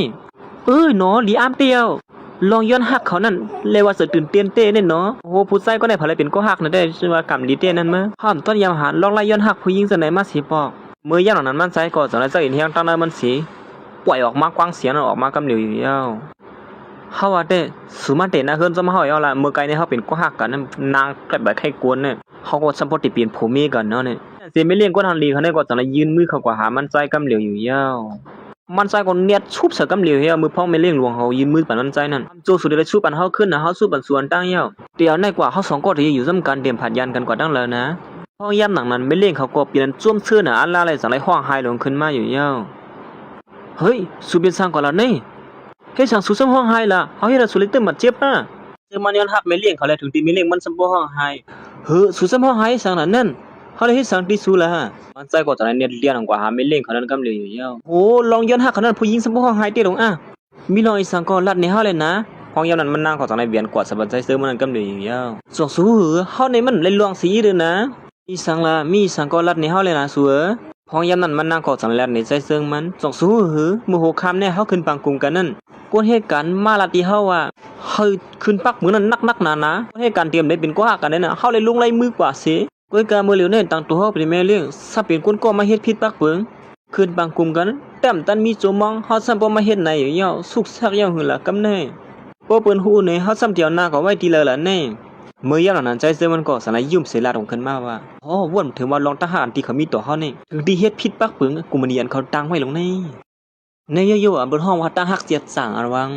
เฮ็ดอันเสียสลายตัดมาตีคนเหตุการณ์เขาอันที่ฮอตมาถึงที่เนอร์ล้านได้โอ้ล้านที่ในห้างลีเต้เนาะแกดีว่าเพิ่นเปิดมาเฮ้ไอ้ผู้ชายก็ได้ก็สลายมาสั่งตั้งกินเฮามากันหาก็ค่ะเยี่ยมของกันก็อย่างก็มั่นใจจังไรหันเม่นเลี้ยงเขาเลยใจจื้อมันนางสีมีตั้งหักตกอยู่ไว้ชิลิงอยู่ล่ะกับได้ตีหือนั่นมาเอาอยู่มาก็ไม่ได้มันก็เน็ตเรียนออกมาสู้เขาซะในขึ้นสิว่าไอ้ที่ก็มือว่าอย่างนั้นก็ว่าได้กวยขี้ห้ำกินก็ได้มีเลี้ยงเขามีกันในเมืองมุ่นมุ่นอ้วมตุ้ยนั่นว่าเขาสองก้อนในคู่อยู่ว่าใจซึ่งเลยไม่เลี้ยงเขาใกล้ๆจอกกอบกันในนั้นได้เฮากว่าต่างตีละไอ้เย่ส่วงละเมื่อคู่ใต้ก็ได้ก่อนไปป่องเซรีเลยจะไรมางอกด้วยอยู่ยาวแค่นั้นโหน้าเขาก็จะได้ฮอดมาถึงที่นี่เขาได้โหน้าห้ำดูกว่ากันในที่ในกวนนำแล้วค่ะอันมาช่วงนั้นก็แบบหู้ลงหู้ตั้งผืนถึงหู้ลงหู้ตั้งก่อนเน็ตเลี้ยนออกมาขึ้นกำเหลียวหนังเก่ายาวเฮ้ยมันจะได้กันในมันกวนนำหนาอารามกินก็ไรเยอะเฮาว่าได้สายค่ะที่ในมันมีดีนางค่ะเนี่ยเมื่อยามนั้นโหน้าเขาสั่งมาเฮ็ด3ลัดไว้อ่อนตั้งล่ะผู้นี้บ่มีดีนางในบ่ก็ต้องเดินไปอินเขาในฮีก็โหว่าเมื่อยามนั้นโหน้าเขาก็จังได้หันเขาสุละลีลานะเด้ดีนางสะบ่เตรียมกว่าเสียงหมูซุ่มสูซองก็มีลอยทางสึกซิมเฮาล่ะไหนลานมากำเหลียวหรือมียังค่ะอย่างนั้นโหน้าเขาก็ถ่วมเขาก็ไม่สั่งเขาสิได้จังให้พังเขาขวากำเหลียวอยู่ยาว อเมื่อกวยขี้งอจังหีมาก็ไม่มันนางสามารถถามคนให้กันว่าเฮ็ดสังแล้วว่ามีดีนางยอล่ะเฮ้ยสุ่มป้าหมักตามาให้ดีนางสมบูรณ์เต็มก่อนสิก็กำดีเลยเขาย่านอนใจเจอมันเสริมตัวไว้นางก็สั่งให้มาหันเสริมไม่เล่นเขาอันนางอยู่ตั้งเนิ่นนั่นเฮ้ยไม่เล่นเขาก็มากินข้าวที่ในห้างนั่นมาเมื่อไกลยิงว่าไม่เล่นเขาต้องไม่เข้าในขลาเอ้กูอ่อนกันเรียนเขามาตั้งนำตั้งหลายอยู่ยาวโอ้เอ้มาสูงลุกนั่งก็ไม่เล่นเขามาก็เหลียวก้อยขาเนี่ยอ๋อเขามาซ้ำเตะก็เขาย่านอนใจเจอมันได้กลมสิด้วยขาไม่เล่นเขาแต่ขงอ่ะคนนั้นได้ก็สั่งถามแทงว่าใกล้จึงไม่เล่นเขาว่าต้องไม่เข้าเลยมือเขาห้องสูมากินเขาซ้ำเขานั่นพอมือเหลียวเขาก็ขึ้นข้างต้องไม่เป็นตั้งก็เรียนมากินตั้งสุยนั่นอ๋อดีเต็มก็เปลี่ยนเจ้าไหนเลยเนาะเฮ้ยเป็นลองหลักไล่ไปแล้วนี่ไม่เล่นเขาเนี่ยเฮ้ยสั่งก๊อกเราเนี่ยมีเป็น2 อันขนาดนี้ซึ่งมันอยู่ตะโขงในเสียถั่วมากเขาใครอยู่ยาวไอ้เต่งก็อ๋อเขาเทียมบันเขาอันตั้งให้เขาใครกินเขาก็เทียมแดงแก้วให้เนี่ยนั่นอยู่พี่ปลดหนองดูโอ้ยย้อนปัวไม่เลี้ยงเขาปิดหน้าใจเจอมันแหละคนเหตุการณ์ในจังถามว่าเฮ้ยไม่เลี้ยงเขาเป็นสังขารในตีนกุ๊กกักกุ๊กกี้ไว้ขนาดอ๋อเขาเมียงก็ยืดเชียนยืดชายมันวางเนี่ยตีนก้นมือก้นวางกินตามมันก็ต้องเคียงกันวางเนี่ยลูกน้องแทงก็สั่งว่าเขาว่าได้ปอกมือเขาละด้วยรู้ไม่เลี้ยงเขาปล่อยพับตัวเท่านั้นก็ด้วยก่อนโป๊ะคู่เลยโมลองเปิ่นตอนห้าบันวางพูดในเปิ่นมาห้าตอนกี้นี่มันเคยพูดก็เฮ็ดแต่เสียโหนหน้าเขาเนี่ยก็สั่งว่าปกติปอกมือที่ไหนปอกใครยินชอบนี่ก็บ่ดีว่าเฮามีลองเห็นเงี้ยนี่นั่นก็เฮาติย้อนกว่าก่อนขนาดไม่เลี้ยงเขาว่ามันนั่งก็สั่งว่าดีเตี้ยมันก็มีสั่งน่ะก็แทงกล้ามนึงมันก็ติมีผู้คุมนาการเฮามาอุบลองนาการอีว่าที่ไหนเนี่ยมันก็หยาบยีแบ่งเอาเนี่ยให้สุดสักเลยยิงก็ได้ก็สั่งว่าเพราะฉะนั้นคนเมาคุมนาการไปม่ามจะได้กวักในเพิ่นไปกินก็คาได้กินตั้งเหี้ยว่าที่อันทำก็มันดันคือผู้หญิงก็ได้ก็ตาบกวักเราใช้ซื้อมันเหี้ยเฮ้ยเขาสูบเนี่ยห้อยกันนั่นกำเต้เป็นสังขละมีลองสังเขาบ่จะลำเองก็แม่มันคนหน้าก็ได้ก็จังยุกตาบกวักเราใช้ซื้อมันเสียถึงที่ไม่เลี้ยงเขาซั่นพออาซบด้วยให้นั้นกวยขี้ลิงเอาเหมือนล่ะมีสังก็เพราะฉะนั้นก็หมู่ซุ่มเฮาได้ย้อนปองมือขอนขาไม่เลี้ยงเฮาค่ะมื้อละร้อยย้อนกว่ากันครับเพราะฉะนั้นไอ้ขา2ก้อนได้คู่อยู่ว่าใส่เสื้อมันอยู่ที่ไหนนั่นเขาก็ซ่องเหมือนกันนะครับว่าไหนก็เมื่อย่านตีไปออกกว่านั้นก็นั่นก็ไอ้2ก้อนนี่ก็จะได้คล้องด้วยใส่เสื้อมันไอ้นี่อยู่ตะขงพอเมื่อเขาซ่องก็เฮ็ดก็ไม่ได้ก็บ่หลุมเซิงบ่อินมันก็เฮ็ดนั่นเสียใจเสื้อมันก็จังได๋กันโง่กันง่าเราออกมาเสียอยู่ด้านตาได้เมียนสาบแมงสาบอย่างก็หัวลาลีวาเต้อาบน้ำกูว่าในสุวางเมียนอีสังสามารถเขานั่นกว่าอินได้สุกซักหมดเขาเนี่ยไม่เลี้ยงเขาก็จังว่าหือสังตีมันสังไรเคยโขมันใจอยู่เฮ็ดนั่นเก่งก็มันใส่ก่อนจังเลยยิบตัวกอกเรามันเสียเราได้ให้สังเยี่ยมกว่าละนี่คือดินก่อนเป็นสังไปยามันละย้อนเขา2ก้อนไล่หักกันกว่าเข้าหึงนะเขาได้อยู่ตาบกอกเราในกำเหลียวสู้จำกินเหรอนะหอมตะไดแล้วต้องหึงละโลดเราได้สิข้ามปีเจอก็เราใส่เงาห้อยเสาย่ามันนั่งก่อสังไรวนถึงขึ้นผู้หญิงก่อนเป็นโหนนาคนเหตุการณ์นั้นมากินกอกเราใจเสื่อมันนั่นสิไอ้คิลิงเนี่ยเขาสูบเนี่ยที่เร็วกันนั่นเพิ่นไหนใจเสื่อมันก็มือเลยหันแม่นั่งเสื่อมันเป็นเช่นนั้นก็สั่งว่าสุเป็นสังละเนี่ยหน้าตาสูสำดีสิละเหมือนทำเล็บดีตั้งเสื้อสีแล้วย้อนเพื่อมันใจกดสูบผู้หญิงที่กอกเราให้นั่นน่ะเนาะมีนางมันก็ตีพร้อมแล้วเนี่ยย้อนนั้นมันใจกดสังไรหันห้อยซบนั่นสิเฮ้ยซบเขาแตกเลือดเท่าไหร่มาเป็นอย่างนั้นเขาว่าได้มือเหลียวได้อยู่ที่ไหนได้เพราะเป็นการเนาะเขาหลุดเน็ตช่องไว้เลยนะกำลังได้เป็นมาหาได้สุกซักหมดเลยเฮ้ยคนเหตุการณ์มาเก็บกาให้รู้ในเสียงกระหือเนี่ยเห็นนั่นสิคนเหตุการณ์ในก็สั่งเลยว่ากลางได้ผมก็นำก็สีเหียงไงฮะก็คือก็สีเหียงเงินเขได้นะเงินเหลือนก็เลย3เหียงมาใส่กลางสีเหียงในสุกซักหมดเลยนั่นก็เป็นสังคดีไทยให้ไหนป้อว่าย่านหมุดซุ่มเขาเส้นในปลายออกมานั่นกล้วยหนังเก่าผู้หญิงก็ในก็สั่งเลยฮับพงขึ้นมาเสียนั่นในก็ลูกน้องมันสั่งเลยกับสืบมาว่ามีข่าวลองใหญ่มากครับกวนนั่นชื่อห้องว่าปังเตี้ยนว่านั่นเนี่ยชวนมากกว่าเยอะค่ะยินเขาว่าหาไรตุกกว่าคือแนวในมึงอยู่ทั่วผ่านว่านั่นทมบ้าได้ก็เป็นผู้ชายไอเป็นหลายก้อนใจซื้อมันขับขึงไปนั่นกล้วยหนังเก่ามือเร็วเนี่ยเขาหายกว่าตั้งเลยก็พูดในเขาว่านั่นหายเชียบหายซอยกว่านั่นฮะนี่มันก็ใจเจอมันก็ลายลูวันไปนั่นขนาดนี้ย้อนเพราะฉะนั้นกลุ่มมือนี้เขาค่ะมือเร็วเนี่ยมีก็เลยตีมาเข่งซ้อมเลยมีพอตีมาเอาเปียกปูนแทงเยอะค่ะโหลิงยินจมเต้เนี่ยเพราะเป็นเจ้าเนี่ยเขาถูกเลยกว่าละในไม่เลี้ยงเขากำเหลียวเพราะเป็นนั่นนั้นปัวไอ้ผู้ชายก็ในมหาลองสู้อยู่ไม่เลี้ยงเขาดัดสิเขาหายตัวก็เจ้าเนี่ยไม่เลี้ยงเขาติดจมเสือแก้วนี่แค่มาบ่ไหนแท้เขาหลุดเนี่ยกว่าละกำเหลียวเนี่ยมันนั่งก็เป็นอันจมเสือเต้ในสิอันดีกว่าละในไม่เลี้ยงเขานั่นอยู่ยาวสู้ปอเมื่ออันตั้งก่อนนั้นนะเขาดีกว่าละในไม่เลี้ยงเมื่อกวยขี้เขาหันไอ้นั่นกันตัวควงอยู่ทางเต็มมือละเขาได้กำจังว่าคือเจ้ามีเรื่องเก่าเห็นนั่นสิมือพ่ออันใจซื้อมันเตือนติดใส่กาตั้งกินอยู่นั่นกล้วยหนังเก่าผู้หญิงก็ในก็สอนในฮอดมาถึงที่ในมือสอนในมหาเฉยใส่ซื้อมันสิสุมากินข้าวที่ในจำห้ออีแล้วเนาะมันใส่ก่อนเน็ตเกลีตัวไว้ปีเจงก็มือย่ำนั้นได้ก็ เขายันมันเขาตั้งสองก็ซ้ำยิบมือกับไว้ก็เนียดปล่อยมือกันไว้ปีจังก็มีสังก็เฮ็ดที่เตียงก็มันใจจังว่าเฮามาที่ไหนเฮาหันไม่เลี้ยงเฮานั่งก็เหลียวนั่นแหละซ้ำหาสูสมบ่หันสิก็เขาในไม่เลี้ยงหัวหน้าเฮามาอยู่ซ้ำไม่เลี้ยงเฮานั่นยิงผู้หญิงก็เลยถูกยับไปเหลียนก็ไปฮู้ตัวมันไม่เลี้ยงคนทางลีเขาเนี่ยก็จังได้เป็ดเลี้ยงก็ซ้ำใจซื้อมันนั่นอยู่เยอะจะเยาว่าคนนั้นเฮาว่าที่มากินข้าวจ้อนมันก็มาเยาเฮาอ่างที่ปอกมื้อแน่เขามาจังไหนเฮาที่เขาฮอปันก้าเฮาในวันแน่ลองได้ก็ขยับไว้เต้งก็เนี่ยเฮากำจังเลยละการเป็ดเลี้ยงไม่ได้ก็บ่มองก็เห็นว่านั้นยิ่งก่อนเป็นโหน้าได้ก็เป็นอันบ่นกวางซ้อมขอความรักเขาตั้งสองนั่นอยู่เพราะฉะนั้นก็เฮาได้ยันปอกมื้อก่อนนะเทิงอยู่ละได้มาได้สุดอยู่เฮากาส่งมันหอมซะหือข้าไม่เล่งข้าได้ซ่องสมควรมีแนววันเดียวก็ข้าไม่เล่งกวนทางเรียนเฮาสีมันใส่คนเนียนเรียนสมควรไม่เล่งกวนทางดีเขานั่นกำเหลียวอยู่ยาวพวกกว่ากินข้าวตังปอกในห้องบ้าคาน่ะแหว่านั้นมันว่าที่โหน้าเขานั่นโหน้าเขาเด้อคงซั่วไปนำเนิ่มตันได้ฮู้จักเมียวแหงกำลูกกำตันฮู้จักเมียวในสุดละอีสังแน่เขาบ่นนำน่ะอาลาให้ดอหมอก็บ่ค่อยปาน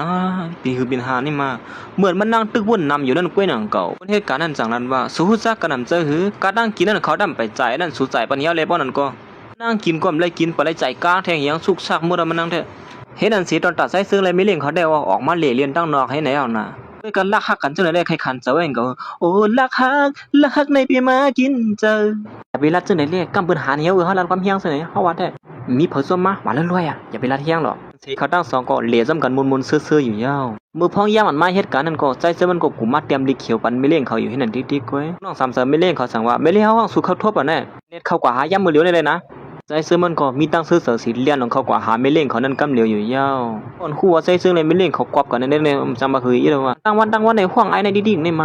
าว่ากำห้องหาดิ๊กๆอ๋อก็ใครรัดแก่งเขาได้กำฮัดรัดเมื่อนึกว่าในห้องมันเจี๊ยบเป็ดปอกเมื่อก็นี่เตี้ยมันมีขาสองก้อนในก้อยน่ะว่าฮู้จะใส่เสื้อมันเป็นเลี้ยงเลยเขาอยู่ซ้ำกันนั่นไอ้ในได้ก็ยินหน้าเตี้ยนตังน่ะเขามันก็เปลี่ยนมันได้ก็ดีให้หือกลมหัวเนี่ยขาสองก้อนในก็วิสังกันกลมหัวเนี่ยหัวดีป๋องนั่นเสียมันใส่ก็สั่งให้มาซ่อมผู้ซอยไม่เลี้ยงเขาเสียเข้ากว่าที่เนื้อข้อนั้นอยู่ยาวเมื่อหลีเขาเข้ามาอย่าคาไม่เลี้ยงเขาค่ะพวกเขาเข้ามาแล้วก็สู้ออกกว่าให้เลยพวกไหนก็ไอ้สีลูกน้องซ้ำเสริมมีน้ำมันออกกว่านั่นก้อยน่ะก็มันใส่ก็สั่งให้รัดว่าอ้าวเขาจะถึงสู่ทวนอยู่ในน่ะหนวกเข้ามาเฮ็ดตอนสู้นี่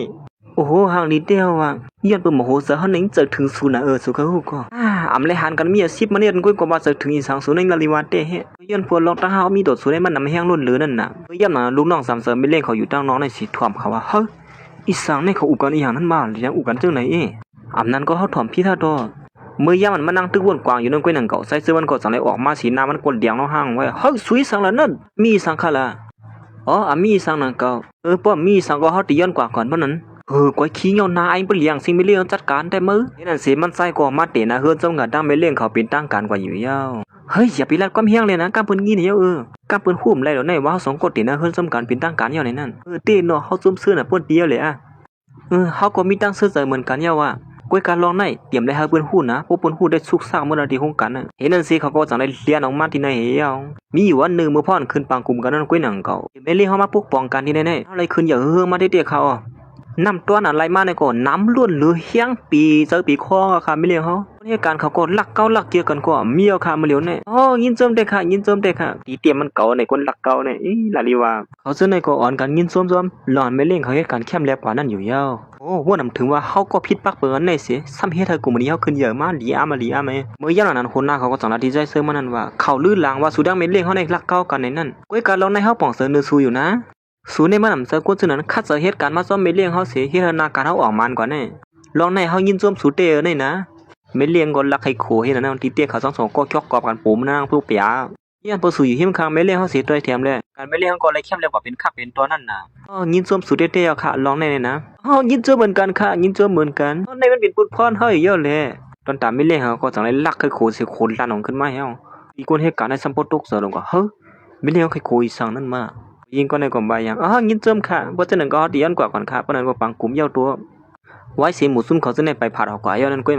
็มันใจจังว่าสูนี่ใครคุยสังคมพวกนั้นเป็นย้อนปืนสูนี่เฮ็ดให้เราเลยขูดหลานออกมาสิเพิ่นบ่เลยยินนั่นควางปัญหาอีกนึงนะฮักไอ้เพราะฉะนั้นก็ลุกขึ้นมาสิเลยลุกเลยๆนะกำกุดเตอเครื่องล้วนที่ได้ต้องแต่มันเขาอยู่ร่วมกันมีน้ำมันสัมปปานต้องเย้าลงในพวนที่ในโครงการก็มีเผาหูเสียก็ว่าเขาอยู่ร่วมกันในนั้นดีกันเขาเตรียมไว้แบบปักเปิงกวนให้การเตรียมได้เป็นก็หักกันก็สัมปเตรียมกว่าเสียงกุ้ยกาเจ้าของโครงการก็มาผิดปักเปิงอ่อนตั้งได้บ่เนี่ยส่วนลูกเขาพวกเกิดมาเย้าเป็นลูกผู้ชายลูกผู้หญิงฮะสุว่าเฮาว่าแต่เรียกเป็นคนชายก็อย่าเฮาว่าแต่ตัวดู ปักเปิงผมมันย่อเพิ่นบ่เตรียมก็เสียงเขาสองก็จอกกอกกันไผนาข้างแหน่นำตังว่าคืออีเลยว่าใช้เขาก็จังไดมีลูกชายของเพิ่นมาให้นั่นย่อนำมาสู่สลาใส่ซึ่งมันอันมีอยู่ตีหูร้อยนั่นเดี๋ยวนี้เกาที่สวนศูนย์ลอกไล่อันหนึงกระถาเป่าเขาไม้กัดอันว่านั่นอย่าไปไหนลูกชายสลาตึกสวนเฮากระถาเป่าเขาไม้กัดอยู่นั่นผมเพราะความสลาดสุดแล้วก็บ่ดีเขียมันเมื่อโอ้ยอย่าไปไหนเลยสูลูกชายเฮาในกำยาแหมผามือเด้มจะไล่ลงนั่นแต่ที่ไรเขามาในเฮาลักว่าอยู่ซ้ำกันเป็นไรตีไรตั้งนั่นสมหูสลาในก็จังไรข้อไส้หนุ่มอ่อนก็เป็นลูกชายเขาเดินขึ้นมาหาสลาเขาอยู่เย้าเดี๋ยวในกว่าไส้หนุ่มอ่อนอยู่ซ้ำสลาตีในเลยนะผมเมียสุดนั้นปวกมือตีในเวียงเสียก่อนเฮาได้สวนลอกไล่กระถานะกระถาเป่าเขาไม้กัดอันว่านั่นเฮ้นั่นสิเสื้อเขาก็เป็นอันสู้เย้ากว่าตีในเย้าค่ะเหมือสูงค่ะ